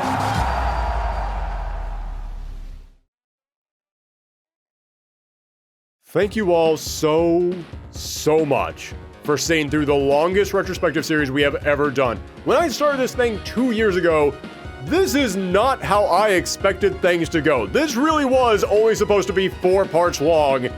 I was not expecting to learn everything that I did about this series. But I said this all the way back in part 1, this is a very personal series for me. It's the series that got me into fighting games, then got me back into fighting games. So I had to make sure that I did it right.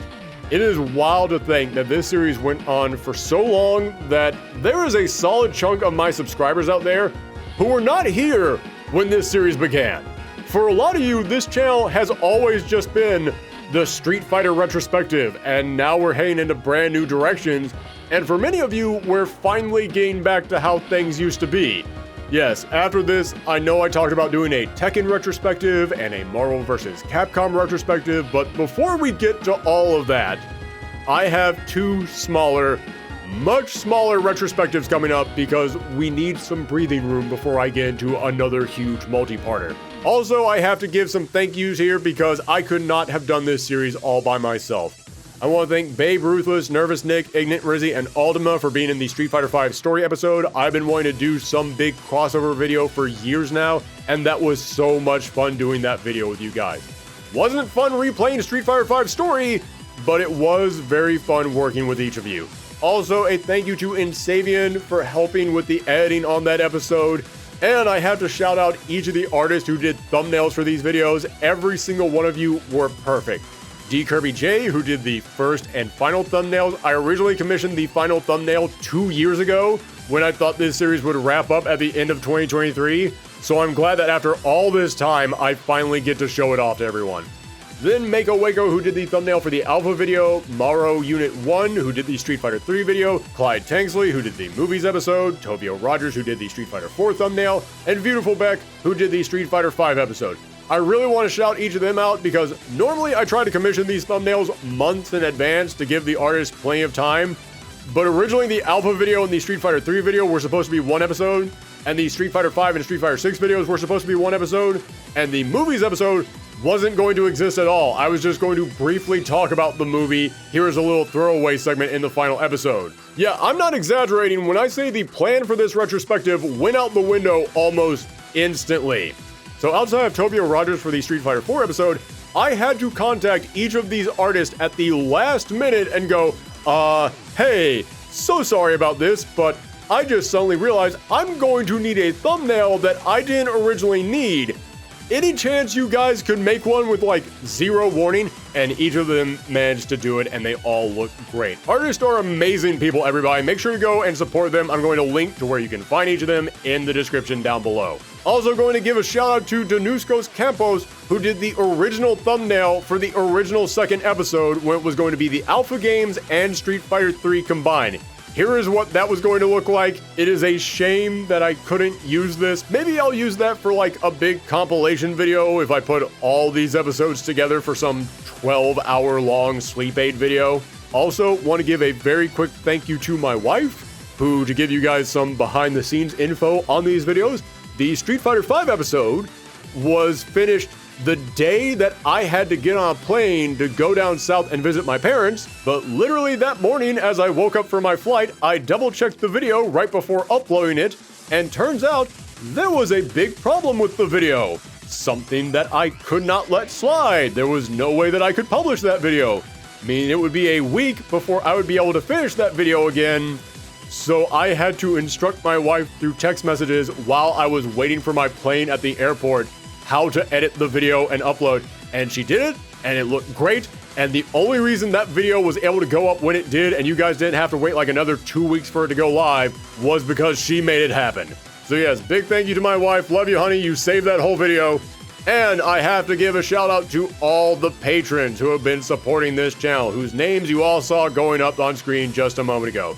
Seriously, thank you guys so much. I had to push back so many other videos that I had promised all of you because this thing has been taking so long, and I appreciate all of you being okay with that and still supporting the channel. That really does mean so much to me. So there we go, we're finally at the end. One final thank you to everyone out there who has been following, who has been subscribing, and especially everybody who has been sharing these videos around the web. I'll be honest with you guys, it is really hard for your channel to keep growing when you just keep doing a multi-part series on one subject over and over again, because everybody who's going to subscribe pretty much did in the early parts. So the only reason why our channel has continued to grow over the past year is because you guys kept spreading these brand new videos around. Thank you all so much for that. I am looking forward to what we have planned next, and I hope that you all enjoy it as well. Thanks again, everyone. Stay safe out there, and come back next time.